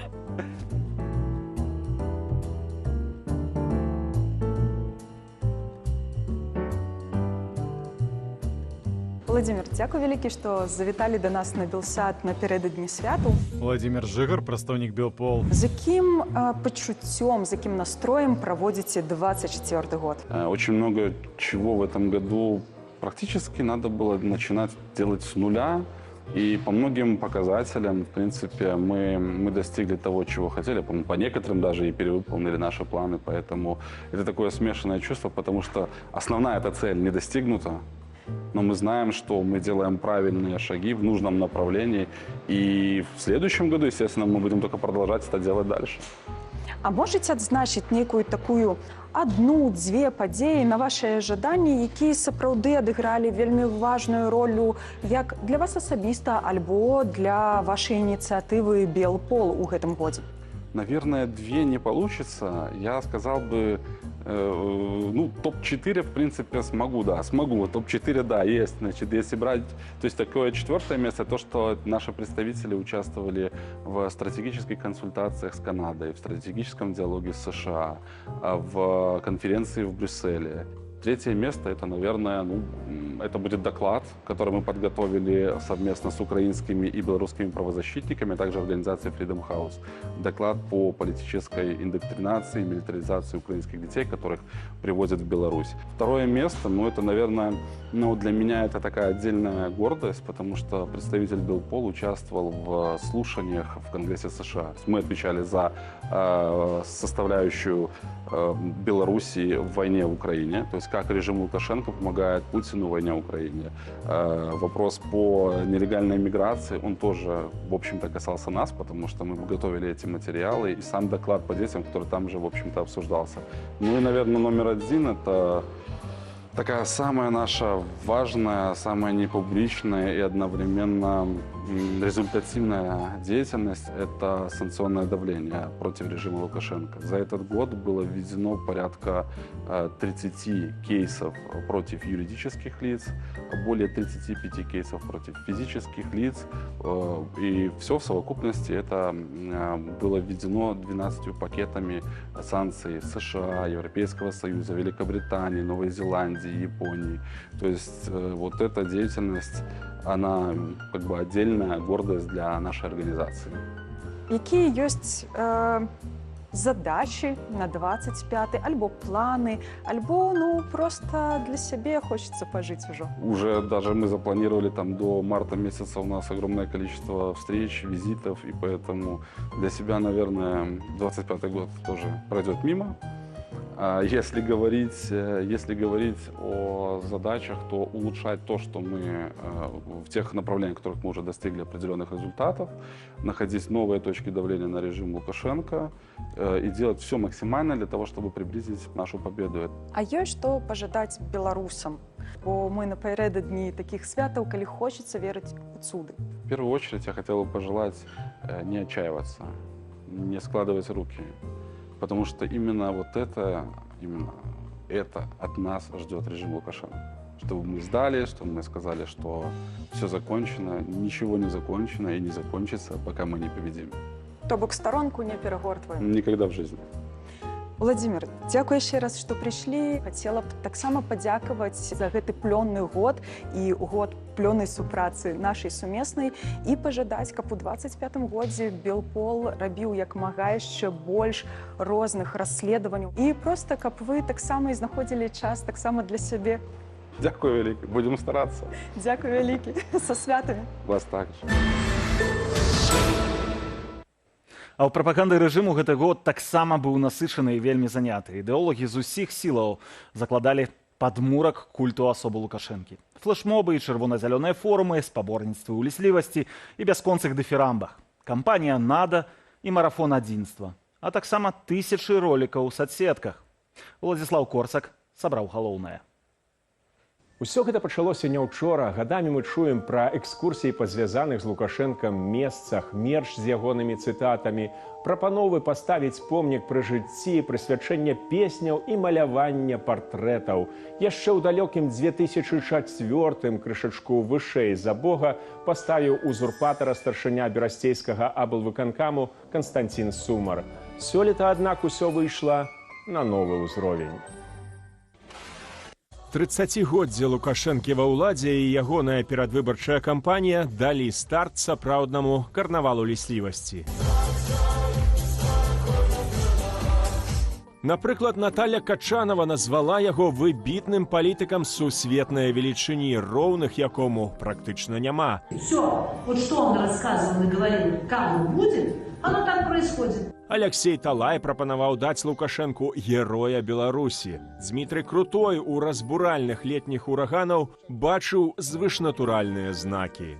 Бог даслаў Беларусі такое выпрабаванне ў выглядзе ўрагану, каб прэзідэнт парадаваўся, што створаная ім за 30 гадоў сістэма выстаяла, вытрымала.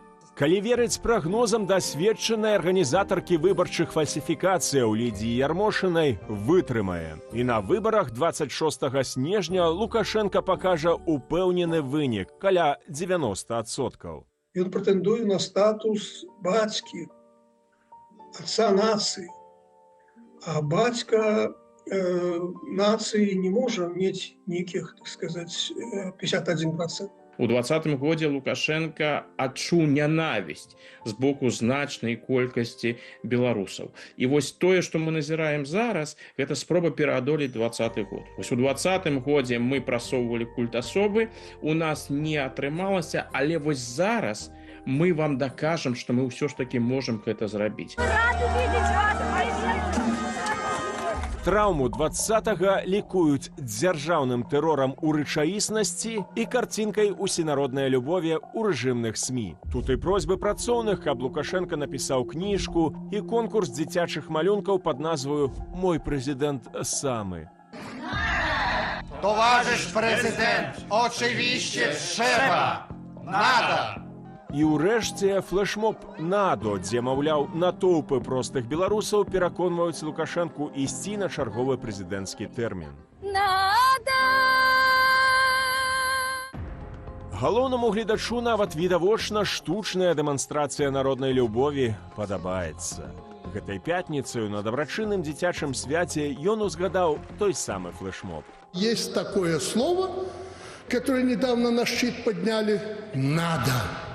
Перад тым, як выгукаць «надо», сёлета правялі форум патрыятычных сілаў і ўсебеларускі народны сход, у першы дзень якога выступоўцы спаборнічалі ў дэфірамбах узурпатару.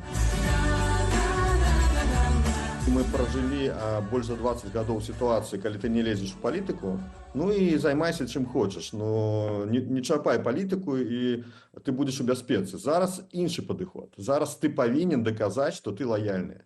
І вось гэтыя ўсе флешмобы, усе гэтыя дыялогавыя пляцоўкі, все, што мы пабачылі за апошнія гады, гэта спроба прымусіць чалавека, кожнага, асобную персону, дайсці да кожнага, каб ён адказаў на пытанне: ты за Лукашэнку ці супраць? Цяпер жа бюджэтнікі вымушаныя справаздавацца наконт гэтак званага марафону адзінства, чарговай дэманстрацыі народнай любові.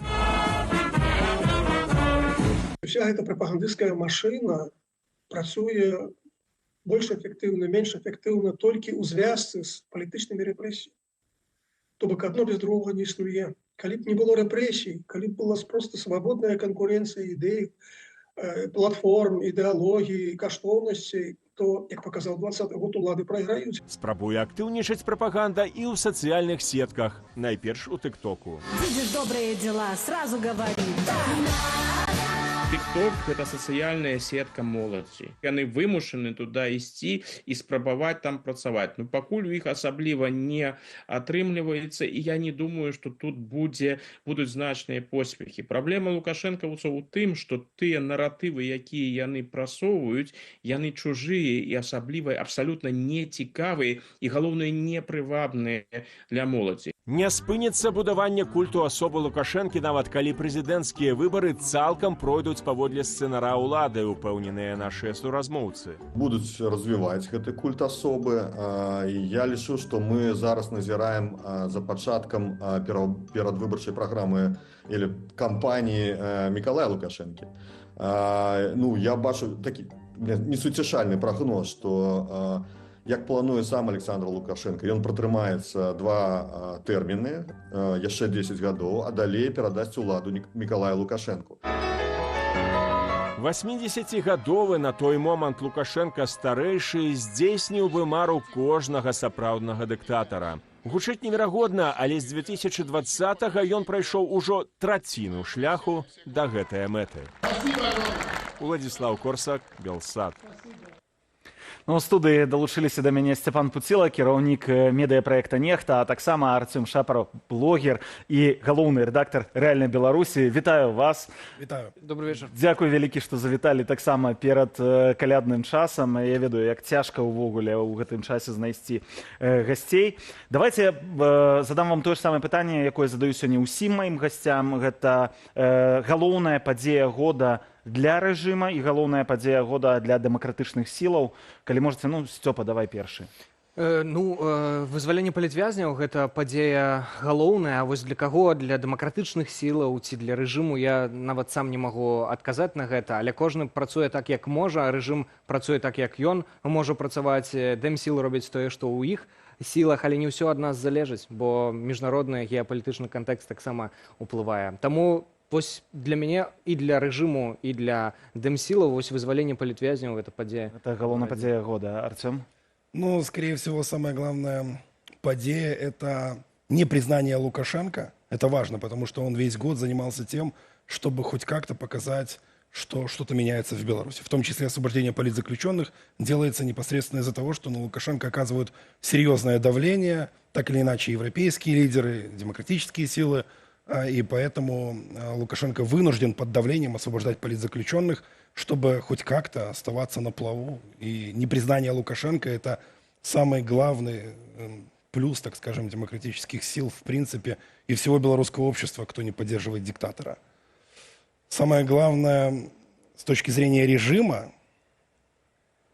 как блогер скажу, что мне кажется, что осознание того, что блогеры это важно. Что блогеры общаются с людьми, что классические медиа, сколько бы у них ни было ресурса, они не в состоянии добиться той коммуникации с людьми, которую может добиться блогер. И поэтому они приняли решение в прямом смысле слова создавать блогерское сообщество в Беларуси, причем платить им заработные платы. Что из этого получится, это другая тема, но это важное событие, которое так или иначе, с которым мы столкнемся и будем с ним бороться. Вау. Прям ты стрэліў у самае яблычко, потому что гэта было першае моё пытанне. Я прачытаў даклад Цэнтра новых ідэяў, мэпінг беларускай прапаганды, у якім яны прыходзяць да высновы, што ў Беларусі сапраўды ў 24-м годзе рэжым стварыў фактычна сваю сетку праўладных блогераў, якія хваляць, кажуць вельмі добрыя рэчы, там ледзь не пра нашае шчаслівае дзяцінства распавядаюць. Ёсць аб'ектыўныя даследаванні, якія паказваюць, што сапраўды у іх ёсць аўдыторыя. Пра што гэта сведчыць? Ну і не ведаю, што гэта таксама азначае для нас, прыхільнікаў пераменаў. Тое, што яны навучыліся працаваць так, як трэба працаваць сапраўды, і як гэта павінна праца ісці з гэтага боку дэмакратычных сілаў, так званых таксама, таму што Расія, напрыклад, укладае ў прапаганду толькі афіцыйна паводле бюджэту $4 мільёны на дзень, а ў той жа час дэмакратычныя сілы маюць медыі, напрыклад, 8 мільёнаў толькі на год. Ну, пра грошы была гаворка нядаўна, гэта іншая тэма, але яны сапраўды навучыліся, каго можна кранаць вось гэтай прапагандай. І растуць прарасійскія арыентацыі не толькі з-за таго, што зачыненыя межы і што візы складана атрымаць, але 65% паводле даследаванняў сацыёлага прафесара Вардамацкага ўжо выступаюць за цесныя сувязі з Расіяй, і такога высокага выніку вельмі даўно не было, было каля 50%. І гэта ўсё разам сведчыць пра тое, што вось і расійскі, і беларускі рэжым укладаюцца ў прапаганду і ў інфлюэнсераў, блогераў, нават у таролагаў, астролагаў, якія там даюць табе пра знакі задыяка, а потым кажуць, ну, Украіна там прайграе, а Лукашенко добры. І штосьці такое. І гэта ўвесь час ідзе, а з гэтага боку мы маем, што маем, так як кажуць.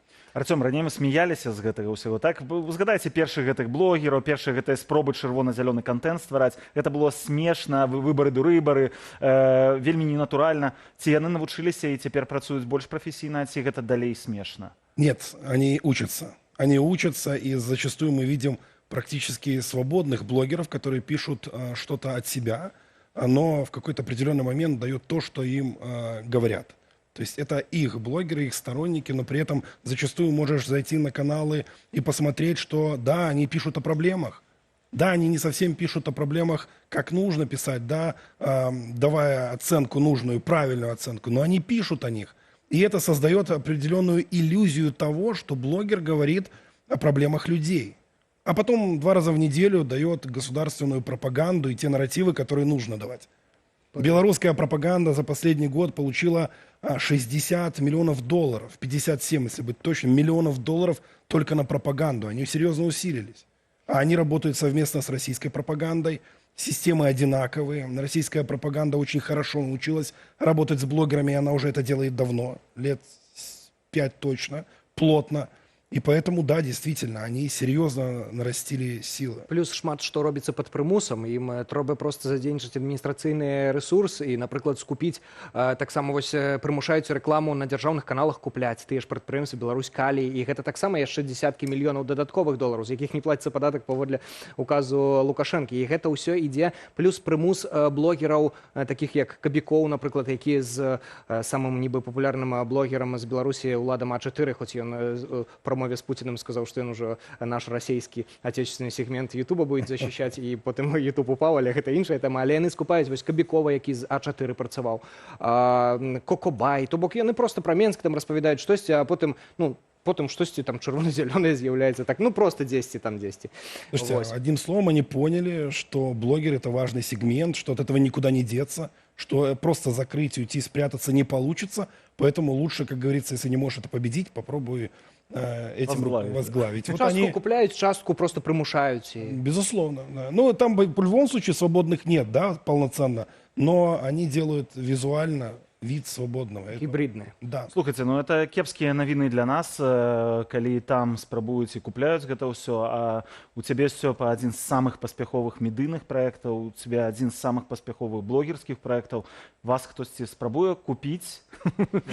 Нас не, і нам нават прапановаў ніякіх няма, і гэта добра, бо мы застаемся незалежнымі. Мы паказваем таксама на сваім прыкладзе, як можна застаючыся незалежнымі, таксама ствараць контент, які будзе запатрабаваны, які можа сам сябе акупляць, напрыклад, з той жа манетызацыяй. Хаця вось адна з незаслугаў дэмсілаў, напрыклад, што вось усе заяўлялі, што мы там на сувязі з Гуглом, з Ютубам, і ў той жа час Ютуб пад канец года блакуе манетызацыю ў Беларусі. І ў той жа час кажуць, ну не працуйце на рэжым, як мага менш плаціце падаткі, але Ютуб манетызацыя зараз недасяжная для грамадзян Беларусі. Яны не могуць проста ствараючы нейкі контент таксама зарабляць, не на рэжым працуючы.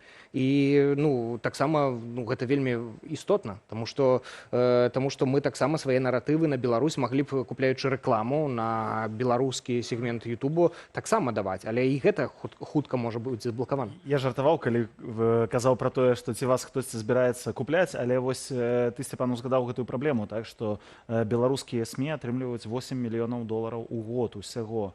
Ці гэта сапраўды праблема? Ці ёсць у вас адчуванне, што прыхільнікі пераменаў, наратыў прыхільнікаў пераменаў у сацыяльных сетках, у Ютубе, ён слабівае, што ён робіцца менш заўважным. У параўнанні, напрыклад, з, ну, узгадаем 20-21 год, калі лічбы былі проста неверагодныя. Ну, я каротка адкажу, у мяне такога адчування няма. Наша відэа апошняе на першым месцы ў трэндах Ютубу Беларусі было, і там ну, больш за тыдзень амаль трымалася. Вось новае, якое выйшла, там на 7-м, на 5-м месцы ўжо ў трэндах Ютуба Беларусі, гэта сведчыць пра тое, што людзі глядзяць контент, калі ён ім цікавы. Калі іншыя СМІ робяць контент, які не цікавы, людзі проста яго не глядзяць. І калі ён атрымлівае 1000 праглядаў, 1000 праглядаў. Ну вось Артём пра гэта ведае, яго канал таксама ў топ-10 беларускіх каналаў уваходзіць. Ты як лічыш, Артём? Я считаю так, что мы должны делать и делаем то, что мы можем. А люди, которые смотрят YouTube, я говорю сейчас про YouTube непосредственно, это люди, которые ощущают правду. Мы можем много рассказывать, могут вкидываться в белорусских пропагандистов и блогеров кучу денег, но все равно это не даст как такового итогового результата. На долгосрочную перспективу нам нужно самим, демократическим силам, обратить внимание на блогеров, чтобы перестали считать блогеров какими-то не такими опасными, потому что тоже же боятся, чтобы блогер что-то лишнего не сказал про демсилы, понимаете, очень тоже тонкая грань такая, это тоже такая определенная я игра. Я сами гляжу зараз, например, Сергея Петрухина, и он не боится ничего. Ну, послушайте, Сергей Петрухин, это блогер из старых, если он говорит что-то, и у него есть доказательства, и он говорит на основании чего-то, почему бы и не сказать. Спектр меркаванняў гэта добра, гэта сапраўды незалежная позиция. Конечно, мы должны говорить все, что видим, и тогда оставаться блогером. Иначе по-другому, если будет как-то по-другому, то чем мы будем отличаться от них? А вы адчуваеце вось гэтую падтрымку, адчуваеце нейкую, не ведаю, пачуццё, што вы ствараеце пэўную вартасць, так? Ці вас ацэньваюць іншыя, напрыклад, дэмсілы, напрыклад, тыя, хто аказвае дапамогу фінансавую, незалежным СМІ, праектам розным. Вы адчуваеце гэтую дапамогу? Ну, вы нас пригласили в такое время, нам приятно. Мы вот отчуваем, что ваше внимание от Белсату – это важно. Безусловно, вот такие моменты для нас тоже важны, что мы работаем вместе, что у нас одни интересы, одни цели, и это хорошо.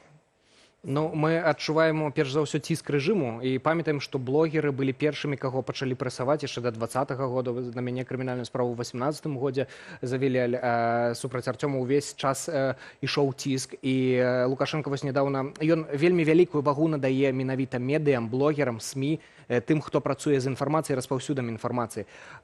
Указ нядаўна Лукашэнкі быў, што абавязкова крытыку адсочваць усім чыноўнікам і на яе рэагаваць. Вось таму яны такіх гібрыдных таксама ствараюць, пра якіх Артём распавядаў, блогераў, якія нібы крытыкуюць уладу, але бяспечна, да той мяжы, да якой магчыма. Ну і ціск увесь час ідзе. Мы былі, і вось кажуць, медыа чацвёртая ўлада, я думаю, у Беларусі гэта другая ўлада пасля Лукашэнкі, таму што это сапраўды працуе з розумамі людзей. І ціск ідзе, прызнаюць экстрэмісцкімі, тэрарыстычнымі. Мы былі першым медыа ўвогуле у свеце, пэўна, якое было прызнана тэрарыстычнай арганізацыяй. Мы жартуем, што 5 мільёнаў, больш за 5 мільёнаў падпісантаў, яны ўсе як бы тэрарыстамі, ну, дэ-факта, калі лічыць паводле рэжыму, лічацца.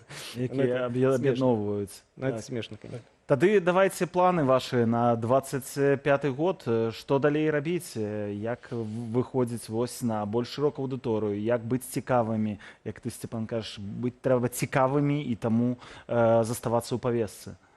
Снять белые перчатки и бороться с режимом Лукашенко. Называть вещи своими именами и не пытаться играть. Не забывайте, что происходит в белорусском сегменте. Они называют нас как хотят, критикуют нас как хотят, а мы в белых перчатках пытаемся во что-то играть. Мы, играя по их правилам в шахматы, никогда не победим их. Мы должны бороться с режимом Лукашенко, бороться, и с пропагандой бороться. И только так мы что-то сможем достичь. Иначе... То как быть больше резкими? Конечно, безусловно. Такими как Озаренок? Антиозаренок такие? Нет, ну послушайте, Озаренок — это игра на жестких эмоциях, да, на негативе. А я говорю о том, что нужно называть не президент Республики Беларусь Александр Григорьевич, там, да, не хотелось произносить этого вслух, но а говорить о том, кто он есть на самом деле, да, называя его именем. Не стесняюсь. Яны працуюць не па правілах, яны працуюць не па стандартах. Я не кажу про тое, што нам трэба таксама працаваць не па стандартах, але нам трэба таксама працаваць па розных кірунках, па розных фронтах, і блогерскім кірунку, і простай мовай да звычайных людзей, і бізнес-мовай да бізнесменаў, да інтэлігенцыі сваёй мовай. І гэта праца павінна ісці, і кожны ў межах сваёй межы адказнасці павінен як мага больш. Вось кожны за сябе адказвае. Я, напрыклад, не магу адказваць за дэмсілы, я адказваю толькі за канкрэтны свой інфармацыйны кірунак. І мы зараз уваходзім у топ-5 беларускіх каналаў у Ютубе паводле рэйтынгу інфаполісе незалежнага Михаіла Дарашевіча. І акрамя нас усе каналы там гэта дзяржаўныя. Гэта СТВ, ОНТ, Белта. І адзіны канал, які ўваходзіць. Топ-10 ужо лепш. І вось каб у наступным годзе топ-5 каналаў было 4 нашых, незалежных, и один дзяржаўны для спектра меркаванняў. Я все сказал. Это вельмі оптимистичная такая нота. Дзякуй вам вялікія за тое, што завіталі. Ну што, так і будзем намагацца зрабіць так, каб СМІ, блогеры, якія прытрымліваюцца вось гэтай павесткі пераменаў у Беларусі, увайшлі ў топ-10 і занялі 9 з 10, як кажа Сцяпан. Адно няхай застанецца одно месца толькі для таго, каб быў спектр меркаванняў. 10%. Дзякуй вам вялікі. Сцяпан Пуціла, медыапраект «Нехта», таксама Арцем Шапараў, блогер і галоўны рэдактар «Рэальнай Беларусі», былі нашымі гостьмі. Я віншую вас таксама з надыходзячым Новым годам. Усяго вам самага лепшага. Якія святы без падарункаў? Канешне ж, тыдзень падрыхтаваў для вас калядны сюрпрыз. Спадзяюся, ён прыйдзецца вам даспадобы.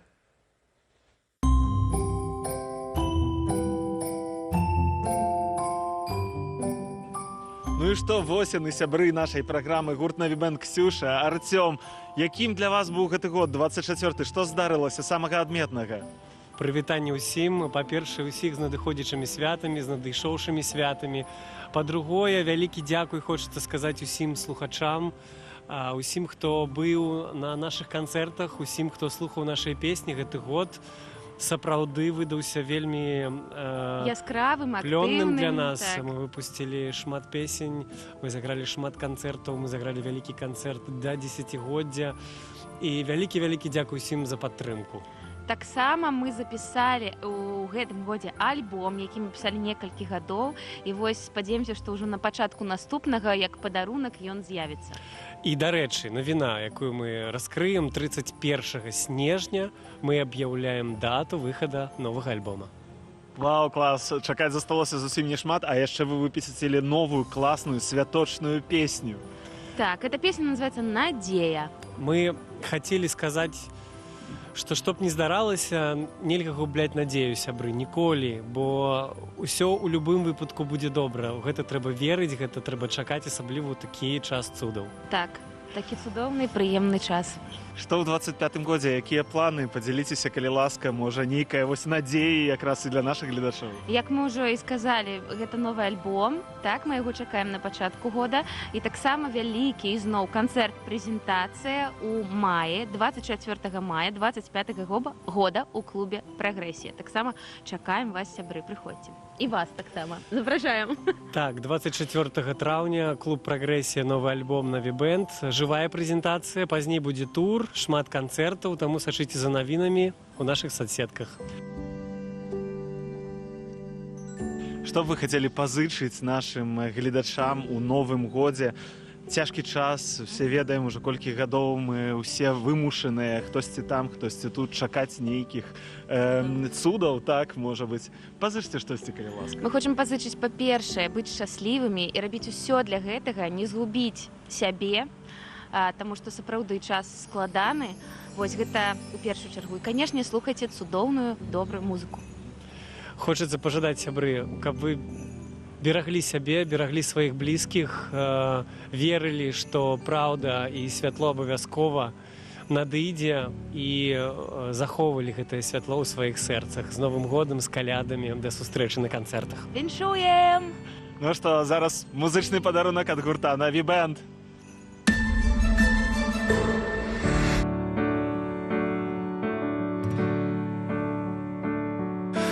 Кожны мае сваю праўду, радасці і страхі, мае свой боль.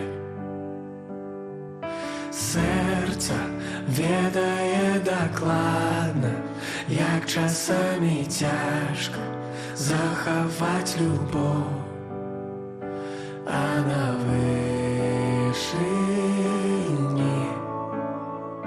зоры ліхтары.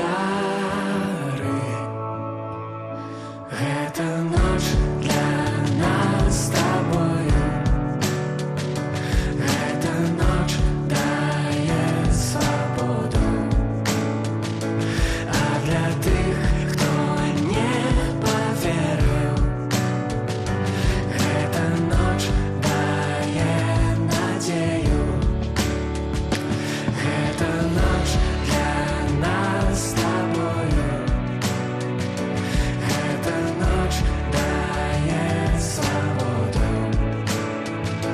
а для тых, хто не паверыў, гэта ноч дае надзею.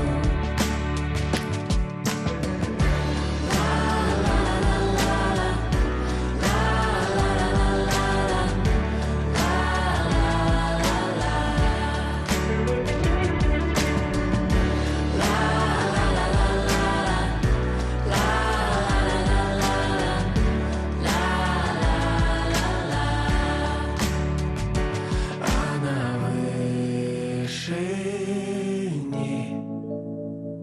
зоры ліхтары.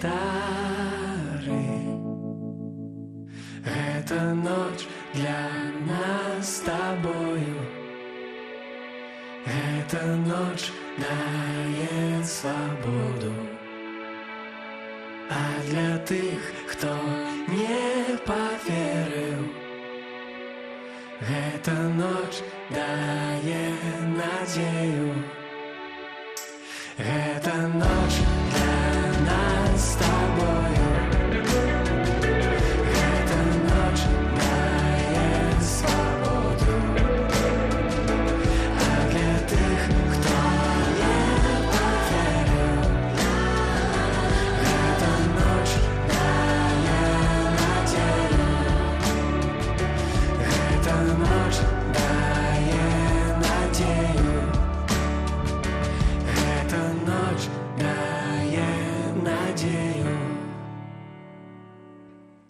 Мы сёння абмяркоўвалі з нашымі госцямі ўсё тое, што найболей хвалявала беларусаў у 2024 годзе. Палітыка, эканоміка, медыйная прастора.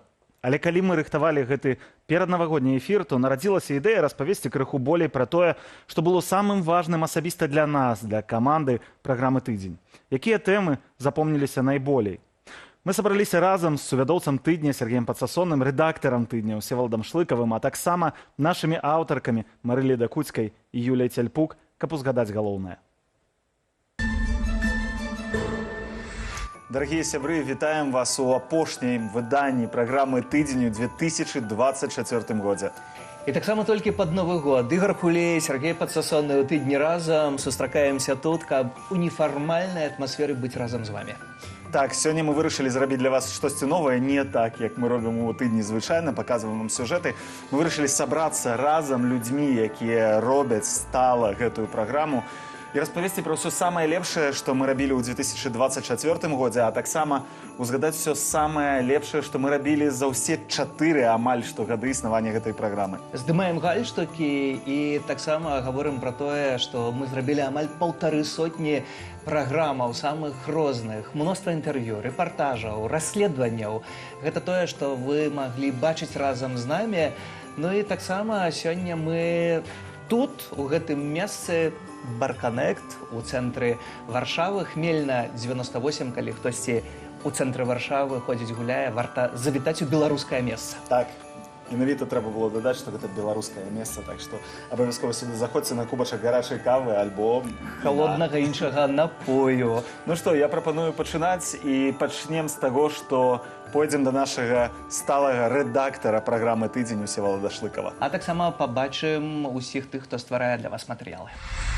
Перад Новым годам заўсёды узгадваеш, як адбываюцца пэўныя падзеі ў тваім жыцці, такія розныя этапы, і узгадваю, як мы пачыналі гэтую праграму «Тыдзень», як увогуле ідэя паўстала. Сядзелі мы з табой на кухні, дзесьці ў цэнтры Варшавы, яшчэ ў старой нашай рэдакцыі, разыгрывалі свае нейкія абеды і падумалі, а чаму б не стварыць гэтую праграму? Насамрэч, патрэба была, відавочная была патрэба, таму што у нас не было месца на Белсаце, дзе можна рабіць вялікія навінавыя фарматы. У аб'ектыве ты не можаш зрабіць сюжэт, напрыклад, на 12 хвілін, а ўвесь аб'ектыў у 25. Таксама ўзнікла пытанне, з кім мы гэта будзем рабіць? Мы ўдваіх не стане гэта рабіць. І потым, хто ў нас давай спіс па графіку, можа быць выдаўцам гэтай, рэдактарам гэтай праграмы.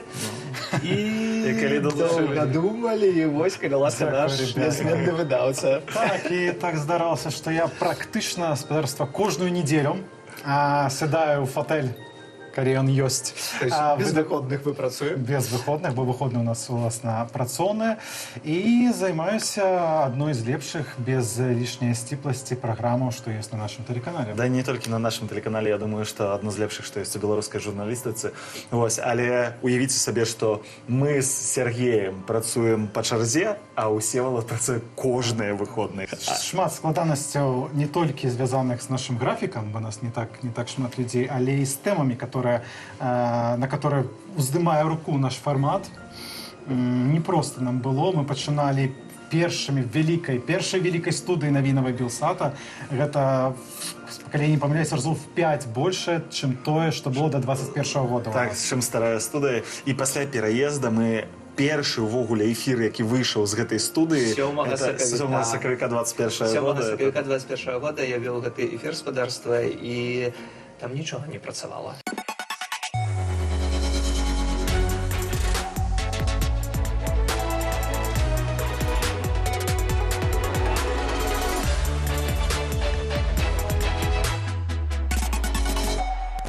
Ніхто не ведаў, ці увогуле будуць працаваць велічэзная плазма. 16 метров? 16-метровый экран у нас был. Экран, плазма, ці яна будзе працаваць. Незважаючы на тое, што мы цэлы месяц да гэтага штодня прыходзілі на працу і дапільвалі апошнія Ніхто рэчы. нічога не абяцаў, але ў эфіры, прынамсі, у эфіры ніхто нічога не пабачыў.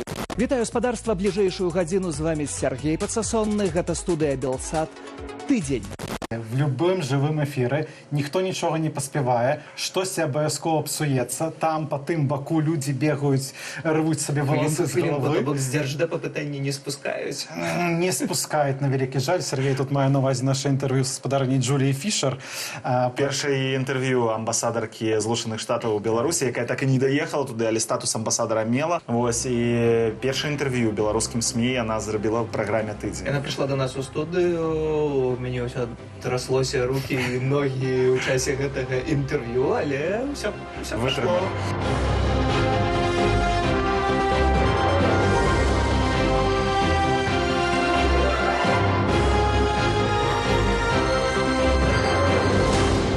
Шмат што ў нас складанага здаралася і падзейнага, так, прыгадаем эфір, который мы мусілі перарабіць практычна з нуля. Гэта пасадка лайнера Ryanair з Романом Пратасевічам на борце. Гэта была гісторыя просто адна з самых лепшых, якія на тыдні здараліся. Так, хаця праграма выходзіць жывым эфіры, вялікая ейная частка, она загадзя гатовая. Так, гэта сюжэты, гэта некаторыя запісаныя размовы. І як перад любымі гістарычнымі падзеямі, гэта быў момант, калі выдаўцы, журналісты расслабіліся, неверагодна, але все збольшага гатова, і тут о 12-й недзе гадзіне дня я атрымліваю звонок, і кажуць, у Мінску сеў самалёт. Яшчэ гэта нідзе невядома, але на борце знаходзіцца чалавек, на якога палюе рэжым. І калі гэта не супадзенне, што гэты самалёт сеў там, то можа быць вельмі вялікая навіна. Я падыходжу да цябе тады адразу, кажу, Всеволод, магчыма, нам прыйдзецца выкінуць цалкам усё, што мы рыхтавалі цэлы тыдзень і зрабіць абсалютна праграму з нуля. Міжнародны тэрарызм.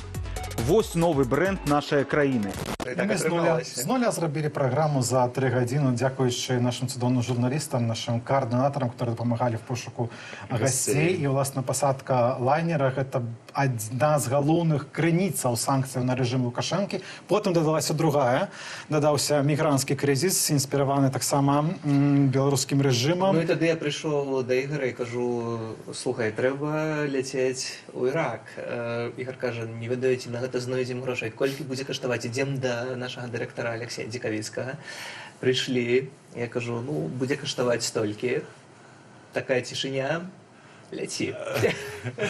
Ну так, і паляцелі, і зрабіў Сергей, конечно, неверагоднае, таму што быў у паўночным Іраку, у месцы, адкуль, у прынцыпе, частка гэтага міграцыйнага крызіса была арганізаваная, інспіраваная, сустракаўся з людзьмі, якія вярнуліся тут. Былі людзі, якія вярнуліся, якія збіраліся зноў ехаць праз Беларусь, паказвалі беларускія візы. Мы першыя і адзіныя, па сутнасці, паказвалі ўсё гэта. Таксама беларускія СМІ не былі ў Іраку, я не ведаю нікога, хто бы ездзіў у Ірак. Дакладна не, і таксама інтэрв'ю я запісаў на могілках, дзе цела прыехала з мяжы. З намі пагадзіўся паразмаўляць бацька, сын якога загінуў.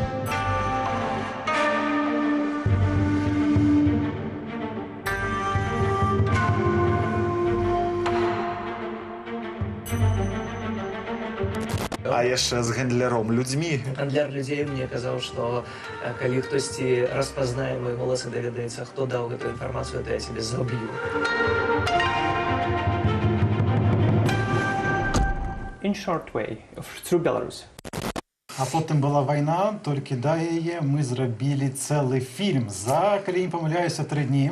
«Залатыя хлопцы», гісторыя пра палёты сям'і Лукашэнак на... Пра шыкоўнае жыццё двух старэйшых сыноў Лукашэнкі, якія жывуць як арабскія шэйхі, а абодва служаць на дзяржслужбе, выдаюць мільёны долараў штогод толькі на адныя палёты.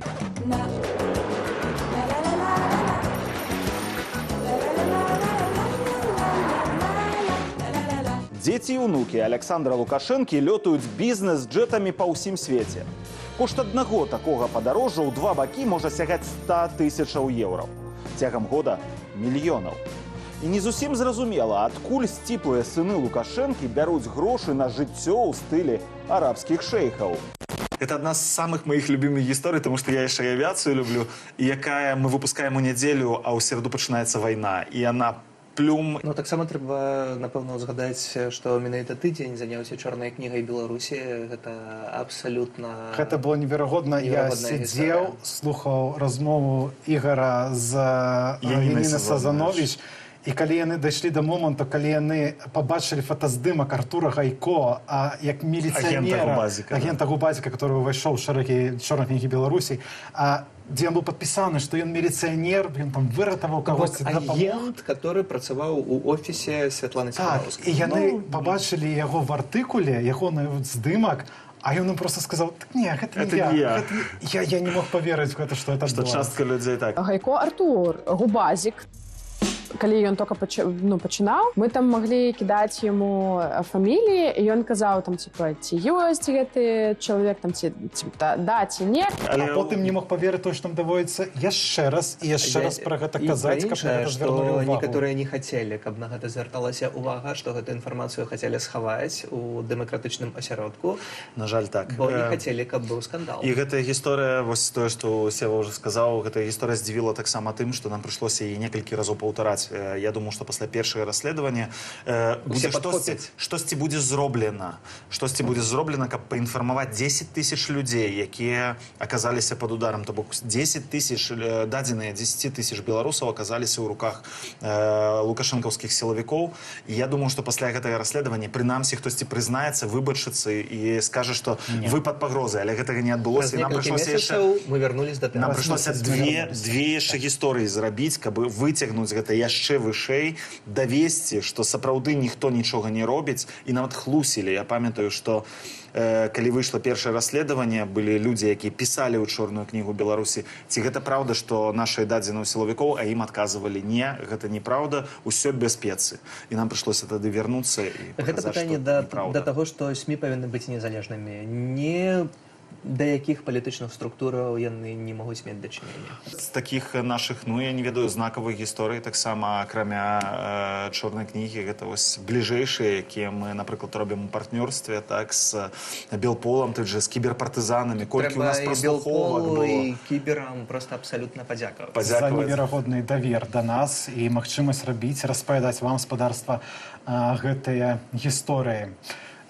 Все гэта цудоўна, хлопцы, але ніякая праграма такого нават фармату, якой бы аўтарская яна не была, а ў задумцы на менавіта аўтарскай, зверніце ўвагу, што ў нас выглядзіць зараз тыдзень з Ігорем Кулеем, потым будзе тыдзень з Сергеем Падсасонным, але ніякая з гэтых праграм не можа выходзіць без нашых цудоўных журналістаў, і давайте зараз трошачкі пра іх. Пойдзем да іх. Юля, вельмі рада цябе бачыць, таму што заўсёды працуем здальня і толькі раз на год можам сустрэцца вось так жыўцом. Скажы, як па адчуваннях для цябе прайшоў 24-й? 24-й год па маіх адчуваннях вельмі хутка праляцеў, але дзякуючы насычанай і праграме і досыць высокай такой планцы, якую тыдзень задае па тэмах і глыбіні, адчувалася, што некаторыя пэўныя дні ляцелі вельмі доўга, бо даводзілася пералапачваць вельмі вялікі слой інфармацыі, і таксама я б сказала, што ў гэтым годзе давялося ўсё ж такі больш слухаць, а не гуглаваць, таму што вельмі шмат тэмаў было звязана з праслухоўкамі, якія нам прадаставілі кіберпартызаны, і шмат тэмаў было зроблена менавіта такіх. Так, я памятаю, што ты у нас акурат адмысловец па праслухоўках, а вот што табе больш запомнілася за ўсё? Напэўна, ўсё ж такі кантора, которая называецца Дыпсервіс, і ўсё, што звязанае менавіта з іхнай працай, так? Таму што яны займаюцца абсалютна шырокім спісам працы, ад абслугоўвання нейкіх вялікіх дэлегацыяў да таго, што я бачыла ў тваім матэрыяле. Узгадай, гэта адзіны лайтовы матэрыял твой быў у годзе. Пра беленькага. Так, пасля пайшло ў народ менавіта гэта, як называе Дыпсервіс, беленькі гэта шпіц умка, шпіц першага. Для беленького? Да. Точно такую же.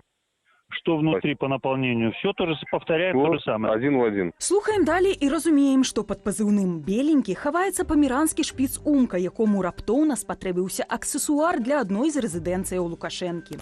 А я разглядала такую тэму, дзе яны падпольна рэстаўравалі карціны Шагала, прычым і рэстаўратараў Шагала ў нас няма, і карцінаў жывапісу Шагалу нібыта няма, але ў рэзідэнцыі Лукашэнкі ў 21 годзе яны рэстаўравалі невядомыя нам 8 карцін, якіх, як цяпер аказалася, уже можа і не быць у Беларусі.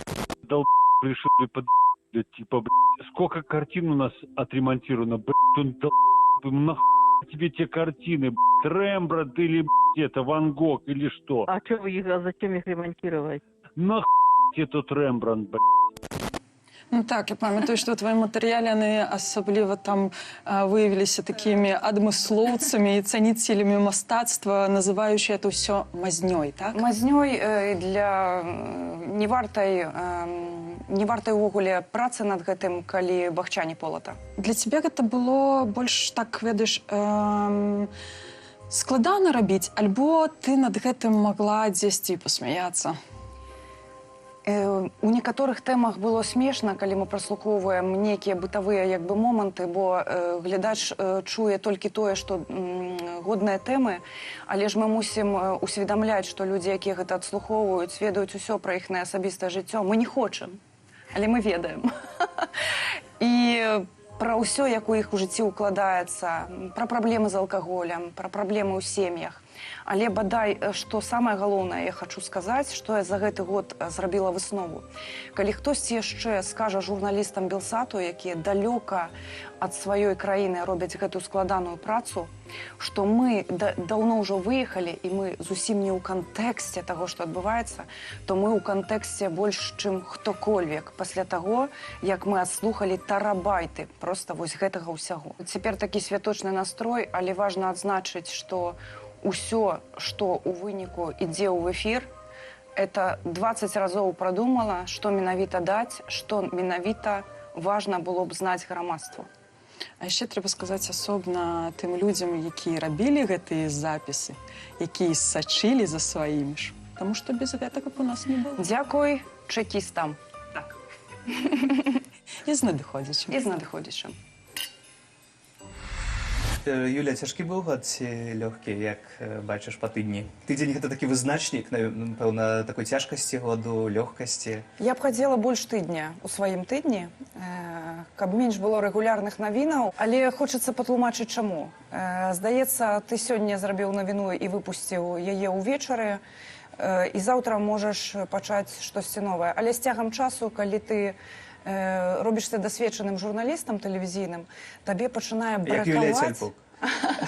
Табе пачынае бракаваць проста такіх тэмаў, у якіх трэба пакапацца, штосьці самому знайсці і зрабіць... То бок за дзень недастаткова, аднаго дня недастаткова, каб зрабіць тэму. Вось, напрыклад, з апошніх тэмаў, тое, што мы шукалі, што за карціны Шагала, напрыклад, рэстаўраваліся ў рэзідэнцыі Лукашэнкі Заслаўлю ў 21 годзе, невядома кім, нейкім там зваршчыкам, так? То спатрэбілася, прынамсі месяц спатрэбіўся, каб по протоколу усім написать. Смотрите, вот эти картины Шагала реставрируемые, они где находятся? У вас или в Заславле? В Заславле. А, в Заславле, да? То есть и степени готовности можно посмотреть там, да? Да, но она не очень высокая, потому как этот мужчина, который ими занимается, он сейчас направлен же до 16 числа на курсы сварщиков. Таксама узгадваецца, калі паглядзець на гэты год, такія матэрыялы, якія мы рабілі, самыя цікавыя. Пэўна, адзін з такіх момантаў гэта была рэзідэнцыя пуцінская. Так, у Краснай Паляне рэзідэнцыя Лукашэнкаўская на пуцінскай тэрыторыі. Так? Гэта, у прынцыпе, недалёка ад Сочы. Гэта тэрыторыя, дзе, у прынцыпе, запраўляе дачка Пуціна. Там толькі на яе згоду ўсё будуецца. І тут гэта была першая рэзідэнцыя Лукашэнкі, абнаружаная за межамі Беларусі. І першая думка, якая паўстала, рыхтуе сабе на ўсялякі выпадак запасны аэрадром на ўцёкі. Асабліва ўлічваючы падзеі ў Сірыі, можа прыдацца гэтая хата на ўцёкі. Мы працуем для вас, спадарства, гэтаму абавязкова глядзіце тыдзень, глядзіце матэрыялы Юлі Цяльпук, глядзіце таксама размовы. Гэта тое, што абсалютна пэўнена магу сказаць, нідзе ў іншым месцы, ў іншай праграме не пакажуць. Мне адразу узгадываецца рэзідэнцыя Лукашэнкі ў Сочы у Чырвонай паляне. Гэта была проста гісторыя бомба. Калі першы раз з намі Белпол падзяліўся гэтымі дакументамі, мы пабачылі ўвогуле, як гэта выглядае, дзе гэта знаходзіцца. У мяне такі флешбэк быў у 2017 год, калі гэтую 17-ю рэзідэнцыю Лукашэнкі я знайшоў тады. Вось. Але чым адрознівалася тое, што тут былі фотаздымкі, як гэта мае выглядаць. То бок мы пабачылі вось гэтую ўсю рэзідэнцыю. Я нават так падумаў, з густам нават крыху зроблена. От дыктатар сабе прыдумаў, не? Месца такое хорошае выбраў. А другі сюжэт, які вельмі асабіста для мяне быў важны ў гэты годзе, я яшчэ раз вярнуўся да справы забіцця Романа Бондарэнкі. Мне ўдалося паразмаўляць з усімі, хоць каманда Белпола і Байпола крышку паміж сабой пасварная, але ўдалося ўзяць сведчанні таго і таго боку і поўнасцю сабраць гэтую гісторыю, як яно было расследаванне праведзена ў той час аб'яднаным Байполам, як яны знайшлі Эйсмонт, Баскова, якія былі на месцы. Вось, удалося нейкія факты выцягнуць, якія дагэтуль не былі вядомыя. І абавязкова, канешне, для мяне асабіста гэта была вельмі важная гісторыя. А чаму для цябе гэта было важна? Ведаеш, гэты момант, па-першае, вельмі моцна ўзрушыў. Я памятаю 20-й год, калі гэта адбылося, гэта хіба лістапад быў. Так. Вось, пачатак сам лістапада, і гэта тады ўскалыхнула ўсіх. Малады хлопец, які выходзіць у Мінску на вуліцу, яго забіваюць. Причем забиваюць людзі, набліжаныя да дыктатара, так, і застаюцца абсалютна беспакараныя, хаця ўсе ведаюць, хто гэта зрабіў. Гэта, канешне, было моцна. Плюс персанальна для нас, для белсатаўцаў, Даша Чальцова і Каця Андрэева селі за гэтую гісторыю. 15 лістапада затрымалі ў Менску, калі яны вялі стрым з плошчы Перамену. І гэта, канешне, таксама асабіста для нас, для белсатаўцаў, балючая гісторыя. Слухай, у мяне было вельмі шмат пра палітыку. Я не ведаю, чаму давяралі менавіта мне гэтыя тэмы. Але было яшчэ тое, што, напэўна, яшчэ больш дазволіла выйсці з маёй зоны камфорта, гэта тэма пра культуру. Таму што, так, я вельмі рада была рабіць па спектаклю Максіма Знака сюжэт, калі купалаўцы дазволілі пранікнуць, ведаеш, у гэту сваю таямніцу апошняй рэпетыцыі перад прэм'ерай і пасля быць на самой прэм'еры, убачыць розніцу, наколькі гэта ўсё ўспрымаецца, таму што таксама вельмі, напэўна, такая асабістая, бо акурат напярэдадні я прачытала кніжку Максіма Знака з яго гэтымі аповедамі пра Сезам. Руками сердца все, что внутри не сдается.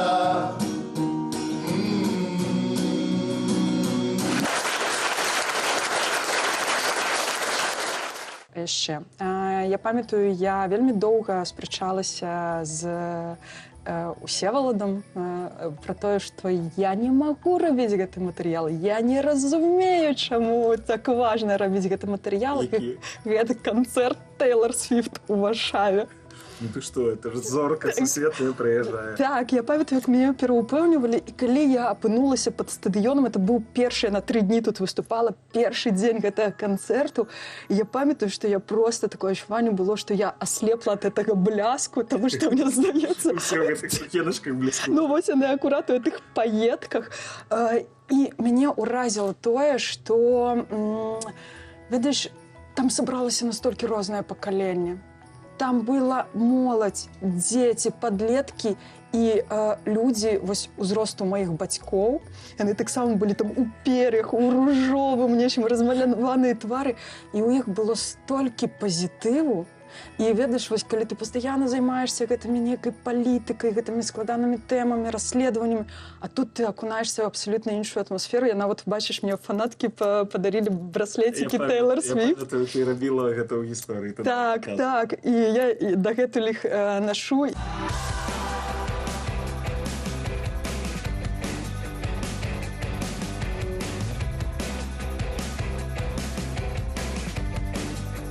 Бач, а не хацела. А не хацела, вельмі не хацела. Але было вельмі цікава.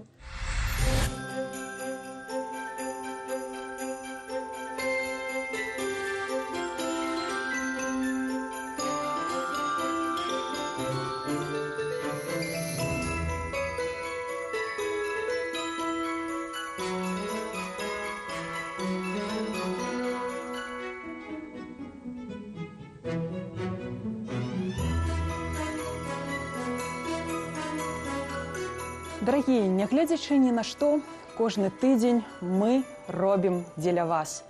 І жадаю, каб неўзабаве разам з вамі мы адкаркоўвалі бутэлькі шампанскага на плошчы Бангалор, на плошчы Незалежнасці, на Кастрычніцкай плошчы і на Замкавай гары ў горадні. З надыходзячым. Аб'ядноўвайцеся, стварайце, усміхайцеся, любіце сваіх блізкіх, і ўсё будзе выдатна. Каханне, моцы і салідарнасці нам усім. Наперадзе ў нас не адзін, а вельмі шмат тыдняў разам. Гаспадарства, гэты надыходзячы год драўлянай зялёнай змяі. Я жадаю, каб у вашым жыцці ў новым годзе не сустракаліся змеі, а толькі сапраўдныя, добразычлівыя людзі з надыходзячым. Кожную праграму я зычу вам удалага новага тыдня, а гэтым разам зычу удалага новага года. Напрыканцы праграмы «Тыдзень» я традыцыйна распавядаю вам пра падзеі, якія чакаюць нас на наступным тыдні. Гэтым разам навіна тычыцца нашай праграмы. Амаль 4 гады таму, калі я разам з калегамі прыдумляў гэтую праграму, я ўяўляў яе сабе такой прасторай свабоды, прасторай аўтарскага меркавання, прасторай вольнай ад цэнзуры і прасторай без тэматычных абмежаванняў. Я верыў тады і веру зараз у тое, што ў журналістыцы не бывае кепскіх пытанняў. Бываюць кепскія адказы, але кепскіх пытанняў не бывае. На вялікі жаль, не ўсе на тэлеканале «Белсат» падзяляюць гэтае меркаванне. Менавіта таму сённяшні эфір для мяне апошні. Я вырашыў развітацца з праграмай «Тыдзень», а таксама вымушана развітацца з «Белсатам». Але пакідаю гэтую праграму ў руках майго сувядоўцы Сергея Пацасоннага і каманды, якую вы толькі што бачылі ў папярэднім сюжэце. А вам, мае дарагія гледачы, я зычу удалага новага тыдня, удалага новага года і веры ў лепшую будучыню. З вамі быў Ігор Кулей. Да новых сустрэчаў!